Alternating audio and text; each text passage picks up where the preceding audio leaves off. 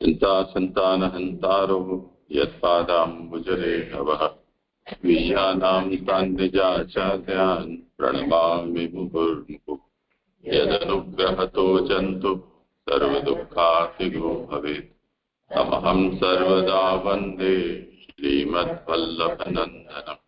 अज्ञानतिमिरान्धस्य ज्ञानाञ्जनशलाकया चक्षुरुन्मीलितं येन तस्मै श्रीगुरवे नमः। नमामि हृदये शेषे लीलाक्षीराब्धिशायिनम् लक्ष्मीसहस्रलीलाभिः सेव्यमानं कलानिधिम्। चतुर्भिश्च चतुर्भिश्च चतुर्भिश्च त्रिभिस्तथा षड्भिर्विराजते योऽसौ पञ्चधा हृदये।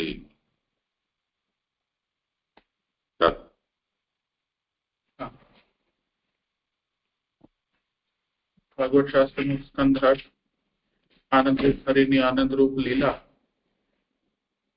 અને પ્રથમ સ્કંદ અધિકાર લીલા ચાલી રહ્યું છે, જેમાં ત્રીજો ઉત્તમાધિકાર પ્રકરણ ચાલી રહ્યો છે. તેમાં 5મો અધ્યાય હમણાં ચાલે છે. ત્યાં દ્વારકાવાસી ભક્તોનું સુખ પ્રભુ વિચારી આપ પધાર્યા છે દ્વારકા, અને કુરુદેશથી પધાર્યા છે. તો કુરુદેશમાં પૂર્વ અધ્યાયમાં આવેલા જે વર્ણન હિસાબથી પાંડવોનું સુખ વિચારી અને પછી પધાર્યા છે. એટલે આ અધ્યાયમાં હવે દ્વારકાવાસીઓનું સુખ એનું નિરૂપણ છે, જ્યાં પ્રભુ અનેક દેશોને પસાર કરીને પછી દ્વારકામાં પ્રવેશ કર્યો, ત્યાંથી અધ્યાય ચાલુ થાય છે એનું વર્ણન. અને કઈ કઈ રીતે પ્રભુ દર્શન આપી રહ્યા છે બધા ભક્તોને, અને ભક્તોની કઈ રીતે ઈચ્છા બધી પૂર્તિ કરી રહ્યા છે તેનું વર્ણન આવી છે. હવે જ્યારે પ્રભુ મહેલમાં પ્રવેશ કરે છે ત્યારે પોતાના સંબંધીઓને મળે છે. એટલે ત્યાં પિતા છે કે પછી માતાઓ છે એમને મળે છે. ત્યાર પછી ભગવાન રાણીવાસ એટલે જ્યાં પોતાના સ્ત્રીઓ બધી બિરાજી રહી હતી, રાણીઓ, ત્યાં પધારે છે. અને ત્યાં સ્ત્રીઓ પ્રભુના કેવા દર્શન કરે છે અને પ્રભુ ત્યાં કેવી લીલા પ્રકટ કરી છે તેનું વર્ણન ચાલી રહ્યું છે. જ્યાં જે શ્લોક 38મો છે, 37મા શ્લોકમાં વર્ણન આવ્યું કે સ્ત્રીઓ તેમને લૌકિક રીતે જોઈ રહી છે, કે વિષયી પુરુષ હોય તે રીતે એ રીતે પ્રભુ દર્શન દઈ રહ્યા છે. એટલો એ લોકોને પણ એ રીતે દર્શન થઈ રહ્યા છે. તો લૌકિક મનુષ્ય હોય એ રીતે ભગવાન ત્યાં દર્શન આપે છે અને એ લોકોને એવી રીતે જ જણાય છે. એ જ વિષય હજી 38મા શ્લોકમાં આવે છે. ઉત્થાનિકા, ભગવાન મનુષ્ય છે એમ જણાવનારી ભગવાનની ક્રિયા જે મનુષ્યોમાં અજ્ઞાન ઉત્પન્ન કરનારી છે, તેમ પોતાના આધાર ભગવાનમાં હલકાપણું કરાવનારી પણ છે. કારણ કે લોકમાં તેવું જ સદાનું સાહચર્ય જોવામાં આવે છે. અજ્ઞાનપણું વગેરે વીરપણ, અહીંયા મને થોડુંક વીરપણું આવ્યું છે ને, એની જગ્યાએ કંઈક બીજું હોય એવું હોઈ શકે. હીનપણું કે જીવપણું, જે પણ જીવ, તો જીવપણાની સાથે રહેલા હોય છે. કારણ કે દોષથી ઉત્પન્ન થયેલા છે. મૂર્છા વગેરેની પેઠે એવા સંદેહ રહિત અનુમાનથી ભગવાન જીવ હોવાનું પણ જણાવે છે. હવે ભગવાન અહીંયા કંઈક સ્થિતિ જેવી ઊભી કરી છે ભગવાને, કે કોઈ પણ એમના દર્શન કરે તો એવું જ લાગે કે લૌકિક જીવની પેઠે ભગવાન હોય છે. તો આ જ્ઞાન આવું જે જ્ઞાન છે એ અજ્ઞાનના કારણે થઈ રહ્યું છે. અહીંયા જેને પણ થઈ રહ્યું છે, તો અજ્ઞાનને અહીંયા મૂર્છા સાથે એને એક ઉદાહરણ તરીકે ને મૂર્છા કહી છે, કે જેમ મૂર્છાના સમયમાં વ્યક્તિને ભાન નથી હોતો ને એને વિશે બોધ ન થાય, તો એમ તો એ રીતે એની પેછે અહીંયા એને સમજાવી છે. તો આવું થવાનું કારણ શું છે? તો ભગવાન આવી રીતે દર્શન આપે છે તો સંદેહ રહિત અનુમાનથી ભગવાન જીવ એટલે પ્રત્યક્ષ જ આવી રીતે દેખાય છે. પછી અહીંયા કઈ સંદેહ કઈ દેખાતો જ નથી, કેમ કે ભગવાન જ આવી રીતે લીલા કરી રહ્યા છે. તો લૌકિક જીવ તરીકે જ ભગવાનનું અહીંયા સ્વરૂપ સમજાય છે. આગળ વળી અહીંયા પણ બ્રહ્મ જ લેવાનું કે ભ્રમ લેવાનું? અહીંયા એટલે જ હા, વળી ભ્રમ ઉત્પન્ન કરનાર તરીકે ઠગનાર હોવાથી પણ તે જીવ છે. એટલે હવે ભ્રમ ઉત્પન્ન કરનાર તરીકે ઠગનાર હોવાથી પણ તે જીવ છે. એટલે હવે ભગવાન જૂના પુસ્તકમાં શું છે? ભ્રમ છે. તો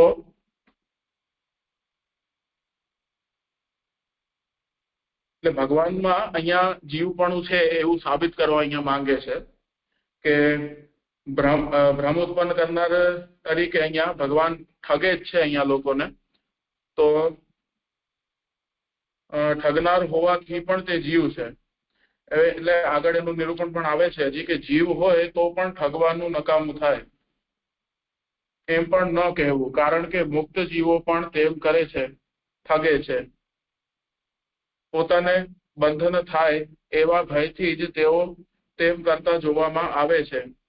બીજા પ્રયોજનથી તેમ કરતા નથી એવી શંકા થાય. તેથી ભગવાનમાં જીવથી ભેદ હોવાનું કહેતા વિષયોનો સંબંધ જીવપણું જણાવનારો નથી એમ નીચેના શ્લોકથી કહે છે.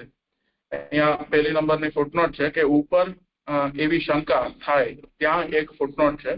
ઉપર કહેલ અનુમાનથી ભગવાન જ્ઞાની જીવ જેવા હશે એવી શંકા થાય. હવે અહીંયા શું કહેવાનું તાત્પર્ય આશા એ છે કે જેમ ગીતાજીમાં ને આપણે જે જ્ઞાનીઓનું જોઈએ છે કે એ લોકો કર્મ કરે છે પણ એમાં લિપ્ત નથી થતા, તો એમાં જે વર્ણન આવે છે તે પ્રકારે ભગવાન પણ અહીંયા કરી રહ્યા છે. તો અહીંયા કંઈક જ્ઞાની પુરુષની સાથે ભગવાનની તુલના કરે છે કે જ્ઞાનીની જેમ જ અહીંયા ભગવાન છે. તો વાસ્તવમાં જ્ઞાની, કેમ કે હવે જ્ઞાની છે એ તો જીવ પણ છે, જીવ હોવાથી એનો સંબંધ એ રીતે પણ છે, પણ ભગવાનનો સંબંધ એવી રીતે નથી. ભગવાન જીવ નથી. આ આખા શ્લોકમાં આટલું જ સાબિત થાય છે કે ભગવાન લૌકિક જીવ કે જ્ઞાની જીવ કે જે પણ હોય એ રીતે નથી. તો અહીંયા એક જ્ઞાની સાથે સરખામણી કરીને એક શંકા ઉપાડી કે ભગવાન પણ જ્ઞાની જીવ જેવા જ છે, તો એ શંકાને આગળ દૂર કરશે.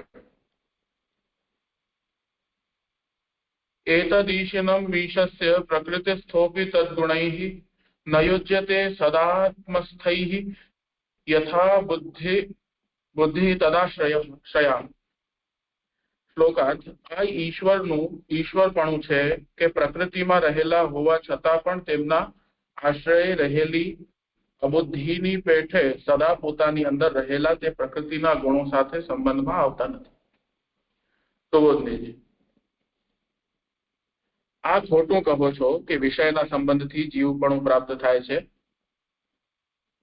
ભ્રમથી જ વિષયનો સંબંધ થાય છે ત્યારે જીવપણું થાય છે. અહીંયા ભ્રમથી જ ઉપર 2 નંબરની ફૂટનોટ છે કે વિષયનો આનંદ કરાવનારા છે ઉત્તમ છે એવા ભ્રમથી.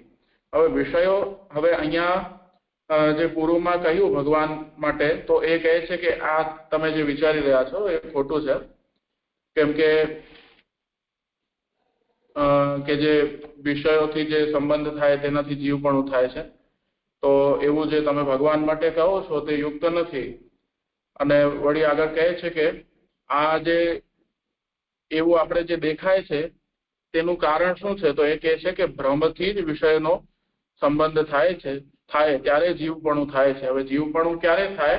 તો એને કહે છે કે ભ્રમ જ્યારે થાય છે ત્યારે વિષયોનો સાથે સંબંધ થાય છે. એટલે અહીંયા એને ફૂટનોટમાં એવી રીતે સમજાવ્યું કે કોઈ પણ વિષય હોય છે એ આપણી તત્ત ઇન્દ્રિય કે એને આનંદ કરાવનારા જ હોય છે, તો એ વિષયો તો ઉત્તમ હોય છે.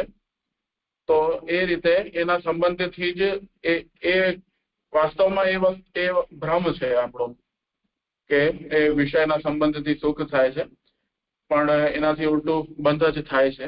તો એ જે એનાથી જ ભ્રમ થાય છે અને એનાથી જ જીવપણું થાય છે. કેમ કે વિષયો છે એ પોતાની તરફ જીવને આકર્ષિત કરે, તો એટલો જ એ જીવ એની અંદર ફસાતો જાય, તો એનાથી એ ભ્રમિત થઈ જાય એમ. આ ભગવાનનો વિષયો સાથેનો સંબંધ તો ઈશ્વરપણું જણાવનારો છે, કારણ કે નિશ્ચિત કાર્ય કરનાર વિષયોનો સંબંધ તેમનામાં કાર્ય કરતો નથી અને જીવના ગુણો તેના કાર્યને અટકાવનારા નથી.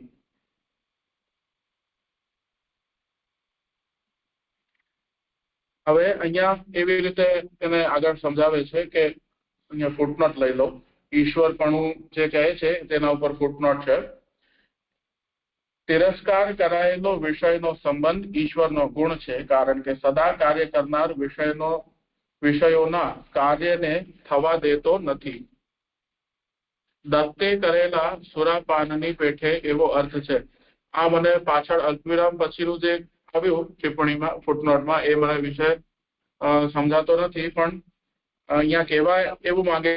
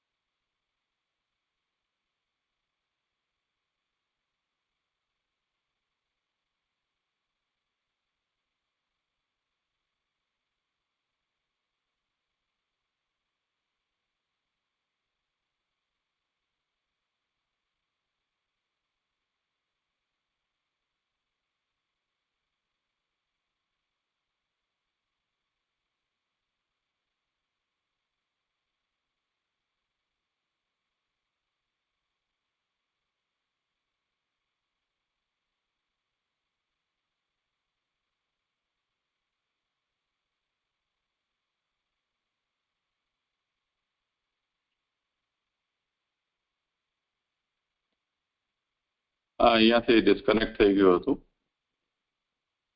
બરોબર.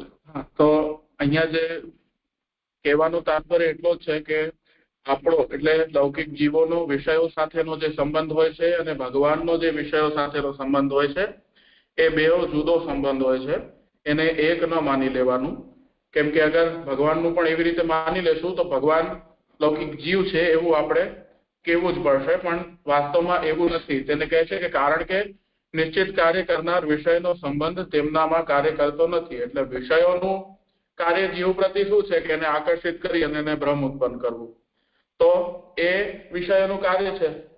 તો એ કાર્ય ભગવાન પર એનું અસર નથી થતો અને જીવના ગુણો તેના કાર્યને અટકાવનારા નથી.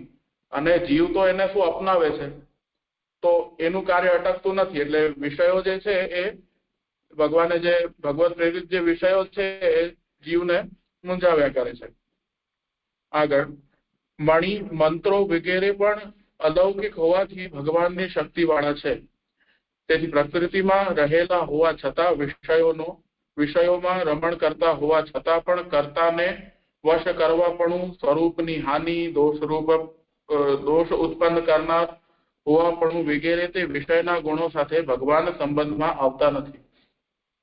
હવે લોકમાં આવી બધી વસ્તુઓ જોવા મળે છે કે મંત્રોથી મુક્ત થતા હોય છે લોકો, કે મણિમાં આશ્રય કરે છે તેનાથી કંઈક પ્રાપ્ત થઈ જાય છે, કે આવા બધા વિષયોથી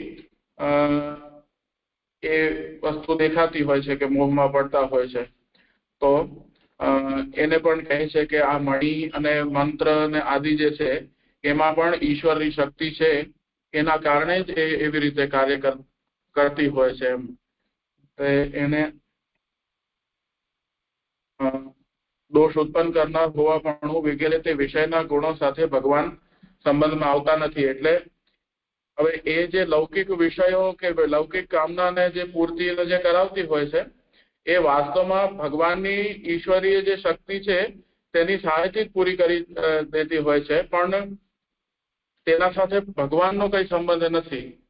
એટલે એ ભગવાન પૂરું કરે છે એવું નથી, ન માનવું એમ. એટલે એ અલગ વસ્તુ થઈ જાય છે એમ. એટલે તાત્પર્ય ખાલી એટલો જ છે કે લૌકિક જીવ જે રીતે વિષયોમાં આસક્ત રહે છે અને ભગવાનનો જે વિષયો સાથેનો જે સંબંધ હોય છે એ બેઉમાં ખૂબ ભેદ છે, એટલું જ કહેવાનું તાત્પર્ય છે. ઉપરથી અગ્નિનો સ્પર્શ થતા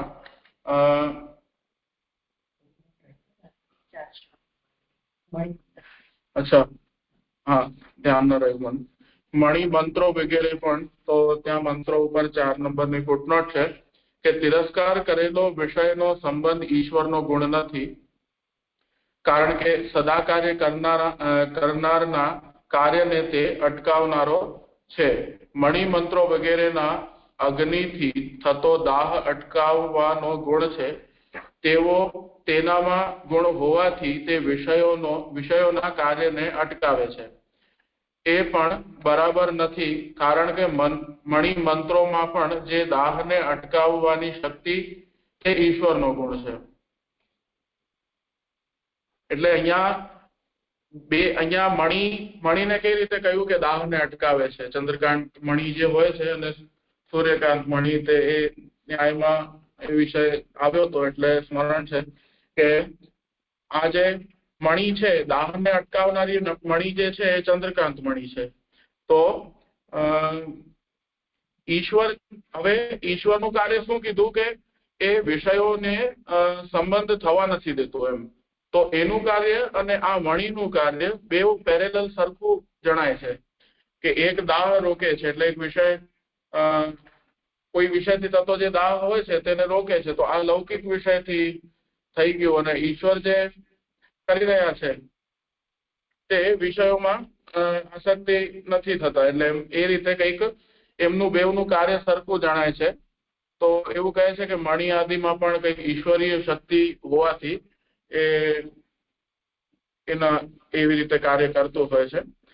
બાકી બીજો કોઈ એનું એવો આશય નથી, એટલે એ રીતે તાત્પર્ય જણાય છે.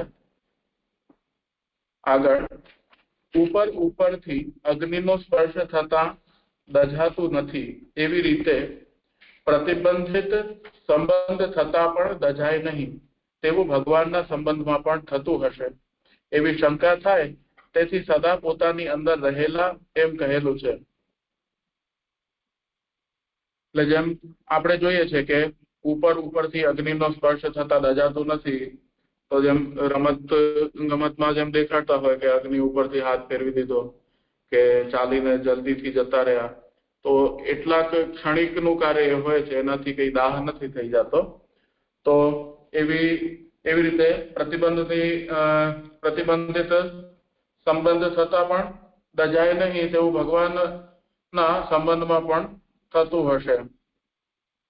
તો એટલે એને આગળ સ્પષ્ટ થાય છે એ વિષય કે એવી શંકા થાય, તેથી સદા પોતાની અંદર રહેલા એમ કહેલું છે. ભગવાન સર્વના આધાર હોવાથી તે પ્રકૃતિના ગુણો સંયોગવાળા સમવાય સંબંધથી સદા પોતાની એટલે ભગવાનની અંદર જ રહેલા હોય છે. જો તેઓ પોતાના આધાર, તો હવે અહીંયા 5 નંબરની ફૂટનોટ આવે છે, તો એ લઈ લઉં પહેલા કે બ્રહ્મવાદ પ્રમાણે સ્વરૂપથી અથવા તાદાત્મ્યથી ભગવાન સર્વના આધાર છે, બીજાઓના મત પ્રમાણે સંયોગ વગેરેથી તેમ છે. એટલે બ્રહ્મવાદના સ્વરૂપ પ્રમાણે અહીંયા તાદાત્મ્ય સંબંધથી ભગવાનને બતાવે છે અને કે ભગવાન સર્વના આધાર રૂપે છે, એટલે તાદાત્મ્ય સંબંધથી. અને અમુક જે બીજા છે એ લોકો સંયોગ વગેરેથી તેમ કહે છે. તો બીજાઓના મત પ્રમાણે તે સંયોગના સંબંધથી કહે છે. એટલે જે અહીંયા ઉપર જે મણિ આદિમાં જે ઈશ્વરની શક્તિની વાત આવી, તો એ બધું તાદાત્મ્ય સંબંધ ભગવાનનો છે એટલે એને અહીંયા જણાવે છે અને એ રીતે કંઈક કહેવા માંગતા હોય. અને બીજું એ કે આ જે અગ્નિના સ્પર્શ વાળું ઉદાહરણ જે અહીંયા આપ્યું તે મને સ્પષ્ટ રીતે અહીંયા જોડાતું નથી, સમજાતું નથી. તો એ આપ એને કરજો. અને એમ લાગે છે કે એક જે યુક્તિ છે એને લેતા જવું જોઈએ, એટલે આગળ બધું ઘણું ભેગું ન થઈ જાય. કોઈને આ પહેલા પેરેગ્રાફ પૂરતું અત્યારે જોઈ લો, એમાં કંઈ વિચારણી હોય તો ચર્ચા કરવા જેવું હોય.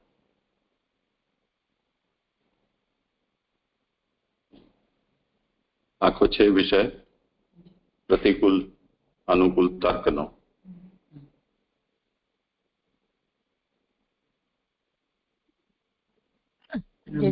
પ્રણામ. શબ્દાવલી પણ થોડીક વિચાર. હા બોલો. હા લાલન, દંડવત પ્રણામ. અહીંયા જે કીધું કે મણિ મંત્રો વગેરે પણ અલૌકિક હોવાથી ભગવાનની શક્તિ વાળા છે, તેથી પ્રકૃતિમાં રહેલા હોવા છતાં, આ જે કીધું એ કોને કહી રહ્યા છે કે પ્રભુ પ્રકૃતિમાં રહેલા હોવા છતાં કે મણિ મંત્રોને? તેથી જે લગાડીને જે કે એ સ્પષ્ટ નથી થતો ટોપિક. એટલે મણિ અને મંત્ર આદિ જે છે એ લોકમાં રહેલા છે, આ પ્રકૃતિમાં જ રહેલા છે, તો એનાથી પછી પ્રભાવ ન પડવો જોઈએ એવું મને અહીંયા સમજાય છે વિષય. પણ એવું સાચું હોય એવું જરૂરી પણ નથી. મને જે સમજાવ્યું હું કહું છું કે મણિ મંત્રો છે તેને પણ જેમ ભગવાન લોકમાં પધારે છે, પ્રકૃતિ સાથે સંબંધ છે, તો એ ભગવાનનો એ રીતે સંબંધ નથી બતાવતા કે જીવ પણ ભગવાનમાં આવી ગયું એવી રીતે. તો મંત્રો મણિ વગેરે પણ હવે એવી રીતના જ છે કે લોકમાં રહેલા છે, તો એની અસર કેમ થાય છે? હા, એટલે આગળ જે એક્ઝામ્પલ આપ્યા છે કે અહીંયા પ્રકૃતિમાં રહેવા છતાં પણ કર્તાને વશ કરવા પણ, સ્વરૂપની હાનિ, દોષ ઉત્પન્ન કરનાર, આ બધું મણિમંત્ર કરી રહ્યા છે કે પ્રભુને સમજવાનું છે? એ થોડું કન્ફ્યુઝન છે એટલે પૂછી રહ્યું છું. અહીંયા તો મણિમંત્ર નું કાર્ય અહીંયા દેખાય છે, પણ એના પાછળનું કારણ પછી જે આગળ સ્પષ્ટ કરે છે કે એમાં પાછું ઈશ્વરીય શક્તિ છે એમ. એટલે એ જે તાદાત્મ્ય સંબંધ છે એના કારણે આ થઈ શકે છે મણિમંત્ર વગેરેથી. પણ અહીંયા તો જે ચર્ચા કરી છે એ હમણાં મણિમંત્ર માટે જ કરી છે એમ, એવું મને સમજાય છે. કેમ કે મંત્ર આદિથી જેમ સંમોહન આદિ હોય છે કે કોઈને વશ કરવા પડવું, કે મણિનું તો મને સંદર્ભ બહુ ખબર નથી, પણ એનાથી પણ થતું હશે અહીંયા કહ્યું છે. એટલે તો મંત્રથી તો આવું બધું થતું હોય છે એવું દેખાય છે અને સાંભળ્યું પણ છે કે કોઈકના સ્વરૂપની હાનિ કે કોઈક જાતના દોષ ઉત્પન્ન કરવા. એટલે અહીંયા તેથી, હા એટલે લાલન અહીંયા તેથી પ્રકૃતિમાં રહેલા હોવા છતાં, તો અહીંયા બ્રેકેટમાં મણિમંત્ર જ લખે તો સમજાશે ને એમ. પાછળથી કન્ટિન્યુઅસ થાય છે ને એ વિષય, એટલે એ રીતે સમજાય છે. મને એવું સમજાય છે અહીંયા કે તેથી પ્રકૃતિમાં રહેલા હોવા છતાં, વિષયોમાં રમણ કરતા હોવા છતાં, તો તેથી પ્રકૃતિમાં રહેલા હોવા છતાં એટલે ભગવાનની વાત છે, અને એ વિષયોમાં રમણ કરે છે છતાં પણ કર્તાને વશ કરવા પણ. એટલે કર્તા પોતે છે, પ્રકૃતિ છે એ એમને વશ કરે બનાવી છે પોતે એમાં રમણ કરતા હોવા છતાં પણ એમના સ્વરૂપની હાનિ પણ નથી થતી, દોષ ઉત્પન્ન કરનાર હોવાપણું વગેરે આ બધા જે વિષયોના ગુણો છે એની સાથે ભગવાન સંબંધમાં આવતા નથી, એટલે એમના સ્વરૂપની હાનિ પણ નથી થતી કે કર્તાને વશ કરવાપણું એ દોષ પણ ભગવાનમાં નથી આવતો, અને દોષ ઉત્પન્ન કરનાર હોવાપણું, કારણ કે પ્રકૃતિ સાથે સંબંધ થયો છે તો પ્રકૃતિથી બીજા બધા જીવને જીવપણું આવે છે, પણ ભગવાનને એવા વિષયોના ગુણો સાથે સંબંધ નથી. તો એવું અહીંયા જે મને સમજાય છે. તો મણિમંત્ર લેવાના છે ભગવાન કન્ફ્યુઝ છે. અહીંયા આર્ગ્યુમેન્ટ શું છે કે ભગવાન લૌકિક જીવોની માફક ઉપરના શ્લોકમાં કહ્યું તે રીતે મનુજ વ્યાપરણમ યતો બુધ, ભગવાન મનુષ્ય જેવી ચેષ્ટા કરી રહ્યા છે અને સંગ્રહિત હોવા છતાં એમને આ લોક પોતાની સરખામણીથી સંગવાળા માને છે, કારણ કે અજ્ઞાની છે. તો એ વાત તો કહી દીધી, પણ દેખાઈ તો રહ્યું જ છે ને કે ભગવાન લોકમાં જેવી રીતે બધા વિષય સંગી હોય છે તેવી રીતે વિષયનો સંગ કરી રહ્યા છે. તો ભગવાનનું જે આ આચરણ છે એ આચરણ એ ભગવાન નથી, પરંતુ મારા તમારા જેવા જીવ છે એવું સિદ્ધ કરી રહ્યા છે. તો એના વિષયમાં અહીંયા ઉત્તર આપવામાં આવી રહ્યો છે કે એતદ ઈશનમ ઈશસ્ય પ્રકૃતિસ્થોપી તદ્ગુણૈર ન યોજ્યતે. ઈશ્વરનું એ ઐશ્વર્ય છે કે એ પ્રકૃતિમાં રહેતા હોવા છતાં પણ પ્રકૃતિના ગુણોમાં એ લિપ્ત થતા નથી. સદાત્મસ્થૈ યથા બુદ્ધિ તદાશ્રયા, એમાં ઉદાહરણ એ રીતે આપી રહ્યા છે કે સદા એમના આશ્રયમાં રહેલી અબુદ્ધિની જેમ, સદા પોતાની અંદર રહેલા એ પ્રકૃતિના ગુણો સાથે સંબંધમાં આવતા નથી તેવી રીતે આત્મસ્થૈ સદા આત્મસ્થૈ યથા અબુદ્ધિ તદાશ્રયા, અબુદ્ધિ જેવી રીતે એમાં સદા રહેતી હોવા છતાં પણ એનાથી લિપ્ત થતો નથી, એમાં યોજ્ય નથી થતો, ના યોજ્ય તે. એ ઉદાહરણથી અહીંયા ભગવાન પણ તે રીતે પ્રકૃતિના ગુણોથી નથી બંધાતા કે લિપ્ત નથી થતા, અપ્રભાવિત રહે છે, એ વાત અહીંયા સાબિત કરવાની છે. તો એ સંબંધમાં સૌથી પહેલા જે વિપક્ષી છે એ કહી રહ્યા છે કે 37મા શ્લોકમાં જે તમે કહ્યું છે કે ભગવાન મનુષ્ય જેવી ચેષ્ટા કરે છે અને સંગ્રહિત હોવા છતાં પણ એમને આ લોક પોતાની સરખામણીથી સંગવાળા માને છે, એને તમે અજ્ઞાની કહી રહ્યા છો ભલે, પણ તમે આની વાત આ ખોટી છે,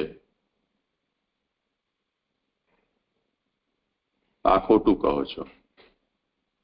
વિષયોના સંબંધથી જીવપણું પ્રાપ્ત થાય છે. હવે ઉદાહરણ જે ભગવાનના ઉપર જે જીવત્વ છે, ભગવાન એ જીવ છે એવું કહેનારો હેતુ આપી રહ્યો છે કે જેવી રીતે જીવ વિષય સંગી છે તેમ ભગવાન પણ વિષય સંગી છે, તેથી ભગવાનને પણ જીવ જ માનવા જોઈએ. તો તમે આ ખોટું કહી રહ્યા છો. તો ખોટું થઈ રહ્યા છો એનું કારણ શું? તો કે છે ભ્રમથી જ વિષયનો સંબંધ થાય ત્યારે જીવપણું થાય. મૂળથી જોઈએ તો વધારે સરળતા છે ગુજરાતી કરતા, કે વિષય સંબંધેન જીવત્વમ ઇત્યેતદ ઉચ્યતે તદ વિપરીતમ. વિષયનો સંબંધ થઈ ગયો તો એ જીવ થઈ ગયા. આવું જે તમે કહી રહ્યા છો આ વિપરીત વાત છે. એટલે તમારે જો કહેવું જોઈએ તો એમ કહેવું જોઈએ કે ભ્રમાદેવ વિષય સંબંધે તથાત્વમ. ભ્રમવશ યદિ વિષય સંબંધ થઈ જાય તો જીવત્વ કહી શકાય. ભ્રમવશ નથી થઈ રહ્યો પણ ઈચ્છયા થઈ રહ્યો છે તો એમાં જીવત્વ કેમ આવશે? અયંતુ ઈશ્વરત્વ બોધક, અમે તો એમ કહી રહ્યા છીએ કે ભગવાનનું આ રીતે વિષયમાં રત થવું એ એમનું ઈશ્વરત્વ બોધક છે. ભગવાન ઈશ્વર છે એ જણાવનારું છે. કેમ કે નિયત કાર્ય જનકસ્ય તત્ર કાર્યાજનનાદ જીવ ધર્માણામ અપ્રતિબંધકત્વાત. નિયત કાર્ય જનકસ્ય તત્ર કાર્યાજનનાદ, જેના કારણે જે પ્રભાવ પેદા થવો જોઈએ એ નિયત કાર્ય જનન છે. એટલે તમે આગને હાથ લગાવ્યો તો આગ તમારો બળી જવો જોઈએ, આ નિયત કાર્ય જનન થયું. પણ એવું થવા છતાં પણ ભગવાનમાં જો એ પ્રભાવ પેદા નથી થઈ રહ્યો તો એ જીવ ધર્મ ન થયો. કેમ કે જીવમાં એવું થાય છે કે એ વિષય સંગમાં આવે છે તો એ વિષય થઈ જાય છે, પણ ભગવાનમાં એવું નહીં થવાને કારણે તો જીવ ધર્માણામ અપ્રતિબંધકત્વાત. એમાં સામેવાળો છે કહે છે કે જો તમે એમ કહેતા હો તો જીવોની અંદર પણ એવું ઘણી વખત જોવા મળે છે કે જેમ અહીંયા ઉદાહરણ આપ્યું, તમે કયું વાંચ્યું બુકમાં? દત્તનું. હા હા, દત્ત છે, મુક્ત જીવો છે, એમના અંદર પણ આ જાતનું જોવા મળે છે કે કોઈક અજ્ઞાન પ્રદર્શિત કરે છે, કોઈક વિષયમાં લિપ્ત હોવાનું પ્રદર્શિત કરે છે. જેમ જળ ભારત છે તો એમની જળ ક્રિયા છે, પરંતુ એ જળ ક્રિયા એમની જાણી સમજીને એને કરેલી છે, તો એનાથી એ અન્ય જીવ તુલ્ય તો નહીં થઈ જાય ને, એની મુક્તાવસ્થા છે, મુક્ત જ રહે છે, જીવન મુક્ત. તેવી રીતે દત્ત પણ ભગવદ અવતાર છે, એવી એમની અવધૂત જેવી જે ક્રિયાઓ છે એ ક્રિયાઓ અત્યંત વિપરીત છે. તો એનાથી એવું તો નહીં કહી શકાય કે જીવ નથી ને ભગવાન છે એમ. તો જળ ભરતને ભગવાન તો નહીં કહીએ ને આપણે, જીવ છે તો જીવ જ છે એવી રીતે. તો આવું કહેવાથી જીવ ધર્માણામ અપ્રતિબંધકત્વાત, એટલે આ ઈશ્વર છે એવું તમે સિદ્ધ નહીં કહી શકો. કેમ કે જીવની અંદર પણ આવું સંભવ છે કે જે કાર્ય જેના સંગથી થતું હોય તે કાર્યનો પ્રભાવ એના ઉપર પ્રકટ ન થાય. તો સિદ્ધાવસ્થામાં પહોંચેલો હોય એમના અંદર એવું નથી થતું. મણિમંત્રાદેરપી અલૌકિકત્વાત, એમાં એક ઉદાહરણ છે મણિમંત્રનું આપી રહ્યા છે. મણિમંત્ર, ચલો આપણે મણિમંત્રનો અનુભવ નથી, પણ અન્ય કોઈ ઉદાહરણ લઈ લઈએ. એવા આપણે આજકાલ ઘણા બધા, તમે પણ કહ્યું કે આંચ ઉપર ચાલવું, કે જાદુ કે સર્કસના ખેલમાં આગ ગળી જવી, કે ઉકળતા તેલમાં ભજીયા તળી લેવા અને કાઢી લેવા, નાખી લેવા, તો આ બધું સર્વત્ર જોવા મળે છે. તો ત્યાં વસ્તુ છે તેમ છતાં પણ એનો, એટલે અગ્નિ છે પરંતુ એની દાહકતાનો અનુભવ ત્યાં થતો નથી. અહીંયા મણિમંત્રનો કરી રહ્યા છે કે જેમને એવી કોઈ ચમત્કારિક મણિ સિદ્ધ થયેલી હોય તો મણિના પ્રભાવથી આગનો દાહકતાનો અનુભવ ન થાય. તે જ રીતે મંત્ર સિદ્ધ થયેલા હોય તો જેવી પ્રકારના મંત્રો હોય તેની સિદ્ધિ હોય તે અનુસાર એના અંદર એવું પ્રભાવ જોવા ન મળે. તો તે સ્થિતિમાં આ બધા પ્રાકૃત પદાર્થો છે. પ્રાકૃત પદાર્થો છે એતાવતા એ ભગવાન છે એવું તો સિદ્ધ નહીં થઈ જાય ને. તો એનો ઉત્તર એ રીતે આપી રહ્યા છે કે ભગવત શક્તિમત્વમ. એ વાત સાચી છે કે આવું છે, પરંતુ એમાં છે ભગવાનની શક્તિ. એટલે આ ઉદાહરણથી તમે ભગવાનને જીવ સિદ્ધ નહીં કરી શકો. તો ભગવાનને તો અહીંયા આનાથી અલગ જ રાખવા પડશે. એટલે તાત્પર્ય છે કે ભગવાનનો જે વિષય સંગ છે કે રમણ છે એ વિષયને સ્વાધીન કરીને કરેલો હોવાથી એનાથી ભગવાન બંધાતા નથી કે પ્રભાવિત થતા નથી, જેવી રીતે સાધારણ આપણે મનુષ્ય જીવો થઈ જતા હોઈએ છીએ. अतः प्रकृतिस्थोपि विषयेषु रममाणोपि तद्गुणैः न युज्यते। એટલે ભગવાન પ્રકૃતિમાં એટલે વિષયમાં રમમાણ હોવા છતાં પણ વિષયના ગુણોથી બંધાતા નથી, લિપ્ત થતા નથી.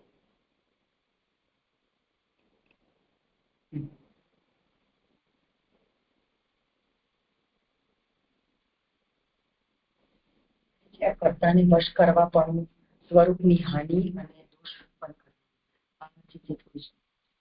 ક્યાં છે શું? એ જ એટલે કે એ તો હવે આવશે ને સમજ. ઉપરના પેરેગ્રાફમાં છે સાથે છે.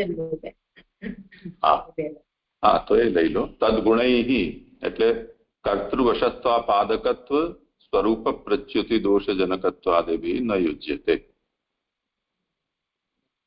એટલે પ્રકૃતિમાં ભગવાન રહેલા છે અથવા વિષયોમાં રમમાણ છે, તેમ છતાં પણ પ્રકૃતિના ગુણોથી, પ્રકૃતિના ગુણ શું?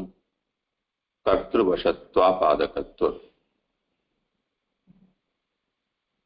એટલે પુરુષ ચૈતન્ય એ અકર્તા છે, પ્રકૃતિ કર્ત્રી છે સાંખ્ય સિદ્ધાંત અનુસાર. જ્યાં સુધી પ્રકૃતિના સંસર્ગમાં નથી આવતો ત્યાં સુધી પુરુષ અકર્તા રહે છે, પરંતુ પ્રકૃતિના સંસર્ગમાં આવતા જ એમાં કર્તૃત્વાપાદકતા આવી જાય છે. તો આ એક દોષ થયો. પછી સ્વરૂપ પ્રચ્યુતિ એટલે પોતે પોતાનું સ્વરૂપને વિસ્મરણ થઈને એને અધ્યાસ આદિ એને લાગી જાય છે. તો આ પ્રકારના જે દોષજનકત્વાદિભિ ન યુજ્યતે, ભગવાન આ પ્રકારના દોષોથી નથી લિપ્ત થતા. થોડી ઉત્થાનિકા પણ સમજવી છે. ઉત્થાનિકા સમજીશું તો પછી આખું, કારણ કે ઉત્થાનિકામાં એટલું તો સમજાયું કે અત્યારે ભગવાનમાં અને જીવમાં જે ભેદ છે એ અહીંયા વિષય લઈ રહ્યા છે, પણ જે ઉપરથી વાત આવી રહી છે ને એ ત્યાંથી થોડું આખી ઉત્થાનિકા સમજીશું. સમજાવો.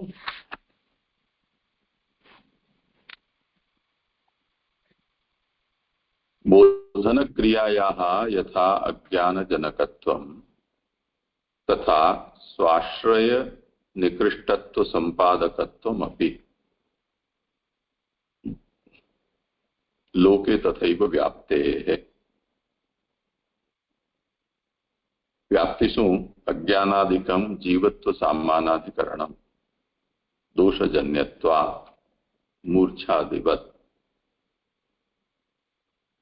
इति निष्पृत्युहानुमानेन जीवत्वमपि ज्ञापयति.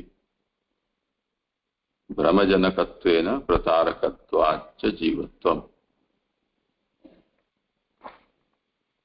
ફરીથી મૂળ મુદ્દો ઉપરથી ચાલી આવી રહ્યો છે તે જ છે કે બોધન ક્રિયાયાः यथा अज्ञानजनकत्वम्. બોધન ક્રિયાનો મતલબ શું? અજ્ઞત્વાદિ બોધન રૂપાયા. ભગવાન પોતે હું અજ્ઞ છું તે પ્રકારનો ક્રિયા પ્રકટ કરે છે એવું જણાવે છે. તો પુરુષોત્તમજી આ સ્પષ્ટ કરી રહ્યા છે કે સ્વસ્મિન અજ્ઞત્વાદિ બોધન રૂપાયાः ભગવત ક્રિયાયાः યથા જીવાજ્ઞાન જનકત્વમ. ભગવાન એવું પ્રકટ કરે છે કે હું અજ્ઞ છું, એનાથી જીવની અંદર ભગવાનના વિષયમાં અજ્ઞાન થાય છે. શું થાય છે? કે આ પણ અમારા જેવા જીવ છે. તો બોધન ક્રિયાયાः यथा अज्ञानजनकत्वं तथा स्वाश्रयस्य निकृष्टत्व संपादकत्वमपि. તે જ રીતે પોતા સ્વાશ્રયસ્ય, સ્વાશ્રય શું છે?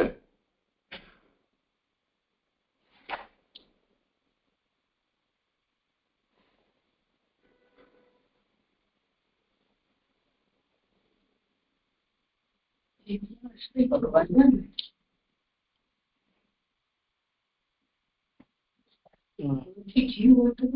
તથા અજ્ઞાનાદ્યાશ્રયસ્ય ભગવતો જીવત્વ સંપાદકત્વમપી ઇત્યર્થઃ.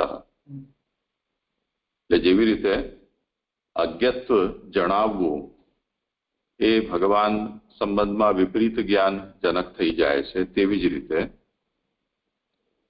અજ્ઞાનાદ્યાશ્રયસ્ય ભગવતઃ, ભગવાન અજ્ઞાનનો આશ્રય છે કે ભગવાનમાં અજ્ઞાન છે. એ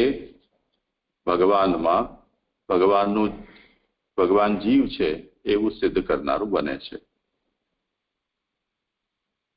તો બોધન ક્રિયાયાઃ યથા અજ્ઞાનજનકત્વમ તથા સ્વાશ્રયસ્ય નિકૃષ્ટત્વ સંપાદકત્વમ અપી લોકે તથૈવ વ્યાપ્તે.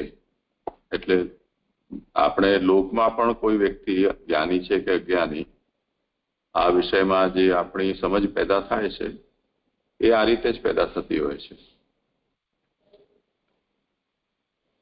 તો હવે એ વ્યાપ્તિનું સ્વરૂપ સમજાવી રહ્યા છે કે અજ્ઞાનાધિકમ જીવત્વ સામાનાધિકરણમ. જે જીવ છે તે અજ્ઞાની છે, એમ જીવની અંદર અજ્ઞાન હોય છે.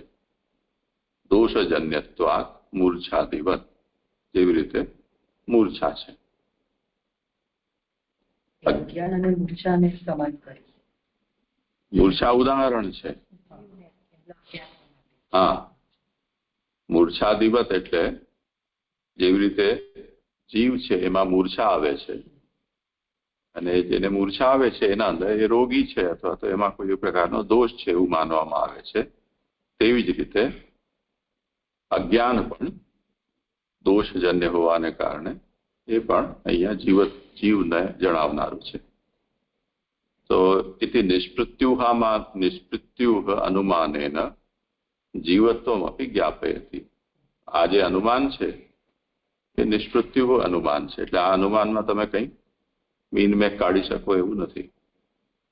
તો આ અનુમાનથી પણ ભગવાન જીવ છે એવું સિદ્ધ થાય છે કે ભગવાનની અંદર પણ અજ્ઞાન છે. ભ્રમજનકત્વેન પ્રતારકત્વાચ્ચ જીવત્વમ. બીજો હેતુ એ છે કે ભ્રમ પેદા કરીને છેતરે પણ છે, એનાથી પણ ભગવાન જીવ છે એવું સિદ્ધ થાય છે. તો એ પ્રકારના ઉદાહરણો આપણને મળી શકે કે જેમાં ભગવાને અનેક પ્રકારના ભ્રમ પેદા કર્યા છે. જેમ કાલેવન પાછળ પડ્યો તો પહાડ ઉપર ચડી ગયા, એને જલાવી દીધો અને માની લીધું કે હવે કૃષ્ણ બલરામ ન રહ્યા, ત્યાંથી કૂદકો મારીને ભાગી ગયા. આવી રીતે અનેક પ્રકારના ભ્રમ, હું આવીશ પાછો એમ કીધું ને પછી ન પધાર્યા. આ પણ એક જાતનો ઝાંસો જ આપ્યો. તો ભ્રમજનકત્વેન પ્રતારકત્વાચ્ચ જીવત્વમ. હવે એમાં જો એમ યુક્તિ આપવામાં આવે કે જીવમાં જે પ્રતારકતા છે, જીવત્વે પ્રતારણમ વ્યર્થમ ઇતિ ન વાચ્યમ.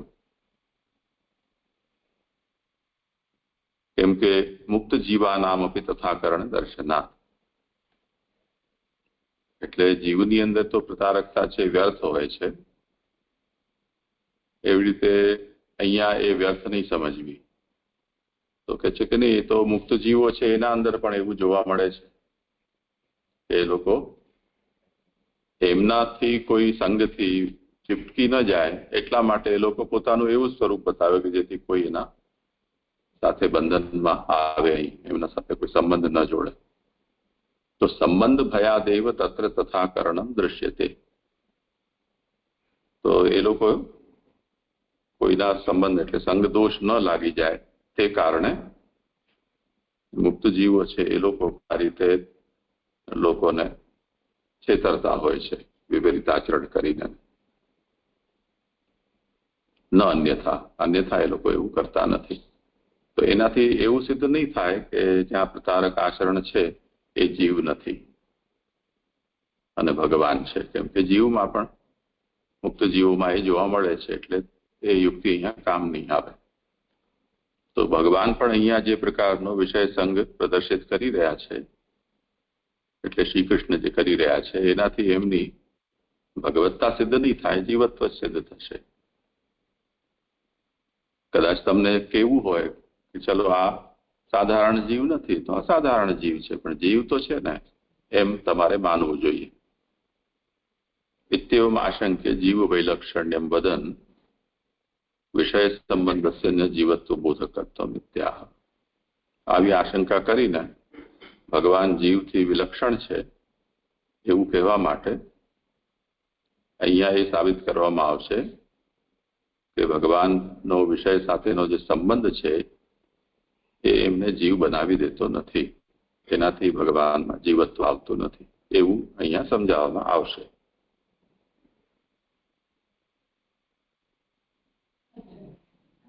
આ તિરસ્કાર કરાયેલો વિષય સંબંધ ઈશ્વરનો ગુણ છે અને પાછળ એવું હતું કે ઈશ્વરનો ગુણ નથી, પણ આ તિરસ્કાર કરાયેલા વિષય કોણ કરે છે? 3 નંબરની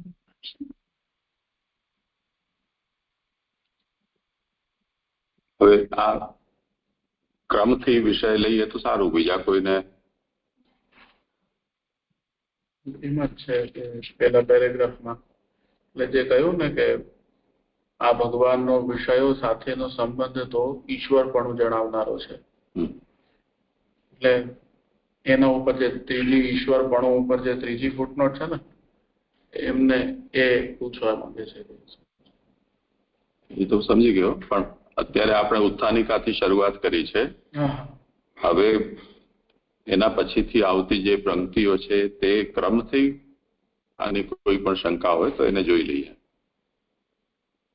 મુક્ત જીવથી જળ ભરત લઈ શકાય, કારણ કે હવે તો જીવન દંડવત પ્રણામ છે. ઉત્થાનિકાનું કહેતી હતી ને ઉત્થાનિકામાં સમજાવી આપે, પણ આ એક નથી સમજાતું કે અજ્ઞાનપણું વગેરે વીરપણાની સાથે રહેલા હોય છે, એ નથી સમજાતું છે. બાકી તો આપણે સમજાયું. હવે કદાચ મોડા જોડાયા છો, અમે સુધરાવી દીધું છે. આ એક પહેલા પણ સુધરાવી ચૂક્યા છીએ. વીર નથી પણ જીવ છે અહીંયા. તમે કદાચ પાછળથી જોડાયા છો. દંડવત પ્રણામ જે છે ક્ષમા જે છે કરી લઈશ. હા જે પ્રણામ. મને પણ ત્રીજી ફૂટનોટ છે ને તે જ છે તિરસ્કાર કરાયેલો, એટલે આગળનું થાય પછી જ હું મને એ છે ત્રીજી ફૂટનોટ છે ને તિરસ્કાર કરાયેલો વિષય તે નથી સમજાતો. જે પ્રણામ છે એટલે પછી થશે મારું. અન્ય કોઈને કઈ હોય તો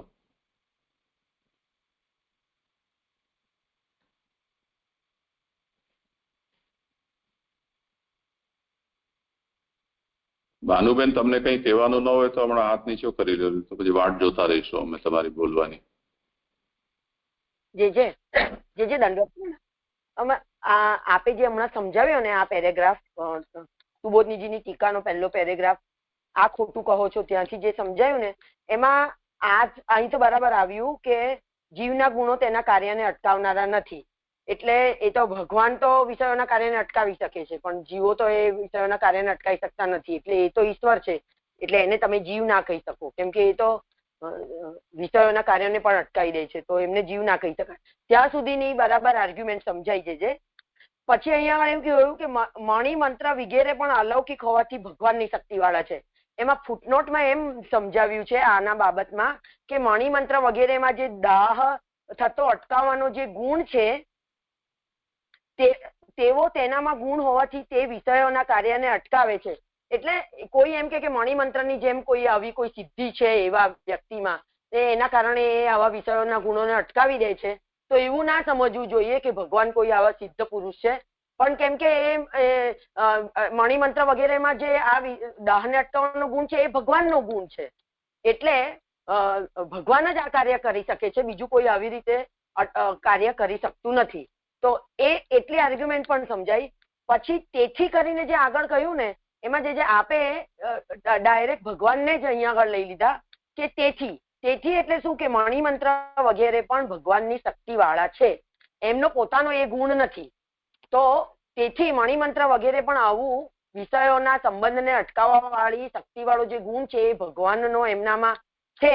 તેથી પ્રકૃતિમાં રહેલા હોવા છતાં પણ વિષયોમાં રમણ કરતા હોવા છતાં પણ આ મણિમંત્ર વગેરે કોઈકને વશ કરવું, કોઈકના સ્વરૂપને હાનિ કરવી, કોઈમાં દોષ ઉત્પન્ન કરવું, આ બધું જે કાર્ય કરે છે તો તે વિષયોના ગુણો સાથે ભગવાનના સંબંધમાં આવતા એ તો તે વિષયોના ગુણો સાથે ભગવાન સંબંધમાં આવતા નથી. એટલે મણિમંત્રમાં કઈક વિષયોના સંબંધને અટકાવવાનો જે ગુણ છે એ ભગવાનનો ગુણ છે, પણ એનાથી જે દોષ પ્રગટ થાય છે તો એવા દોષ પ્રગટ કરવા વાળા વિષયોના સંબંધ સાથે ભગવાનનો સંબંધ પાછો ના સમજવો જોઈએ. જે મને એવું સમજાયું, કેમ કે તેથી કરીને પછી ભગવાન આપણે ડાયરેક્ટ આપે જે લીધું ને જે તો એ મને જરાક સમજવું છે. એટલે મને આટલી સમજ પડી છે, એમાં મારે શું સુધારવું જોઈએ જે એ મને નથી સમજાતું. જે દંડવત પ્રણામ.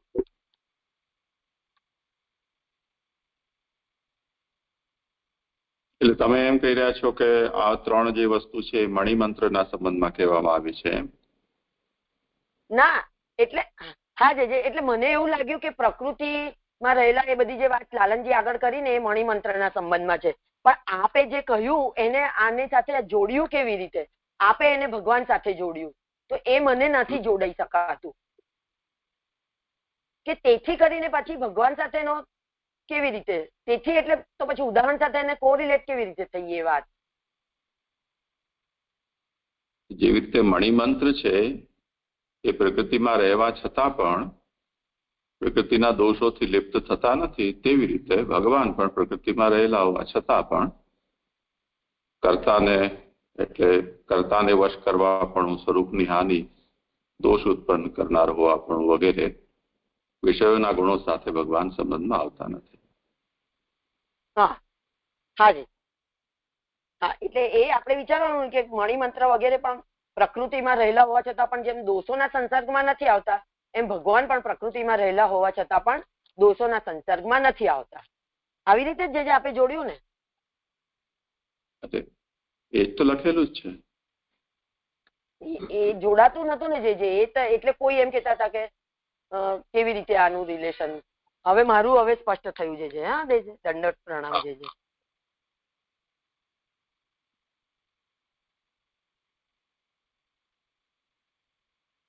હવે આગળનો લો. હા, તમે શું કહો છો? હા, તિરસ્કાર કરેલો વિષયોનો સંબંધ ઈશ્વરનો ગુણ છે, અને પાછળ પૂર્ણમાં કીધું કે એ ગુણ ભગવાનનો નથી, એ ભગવાનનો ગુણ નથી, પણ તિરસ્કાર કરેલો વિષયો એટલે કોને તિરસ્કાર કરેલા અને કેવા વિષય?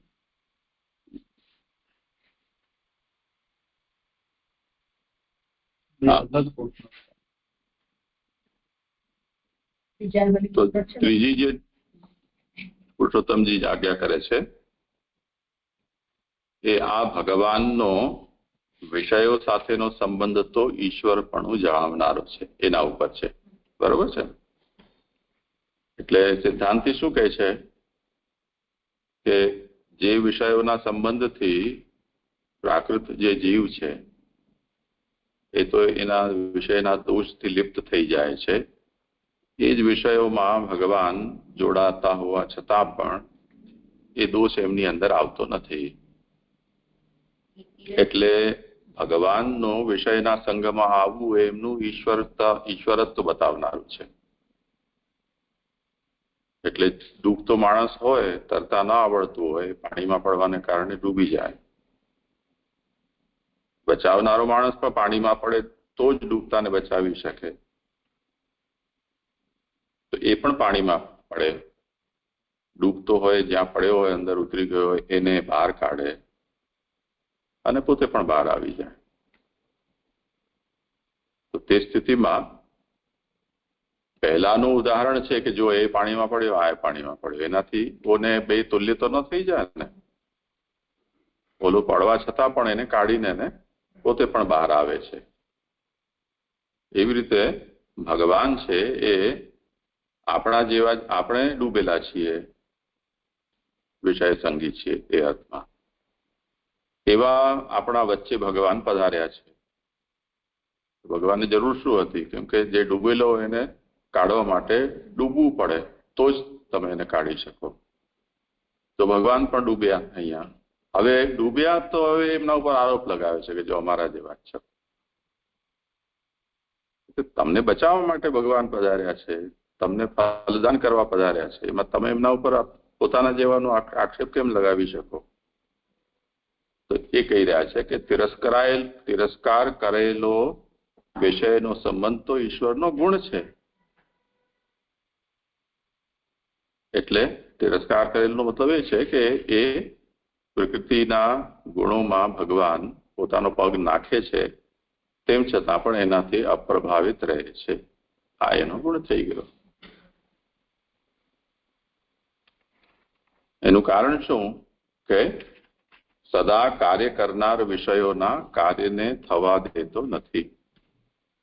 જે પ્રકૃતિમાં બંધાશે એના અંદર એના 3 પ્રભાવ પેદા થશે, જે આગળ ગણાવ્યા છે. આ એનો સનાતન નિયમ છે, પણ ભગવાન ઉપર એ લાગુ નહીં પડે. એનું ઉદાહરણ દત્તે કરેલા સુરાપાનની પેઠે. જેમ દત્તે સુરાપાન કર્યું તેમ છતાં પણ એને સુરાપાન છે નશાકારક ન થયું કે દોષા ઉત્પાદક ન થયું, તેવી રીતે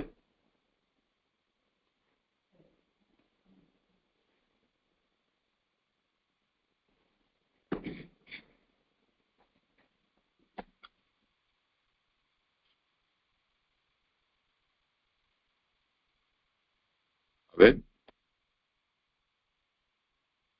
ઉપરથી અગ્નિનો સ્પર્શ થતા દજાતું નથી, એવી રીતે પ્રતિબંધિત સંબંધ થતા પણ દજાય નહીં, તેવું ભગવાનના સંબંધમાં પણ થતું હશે.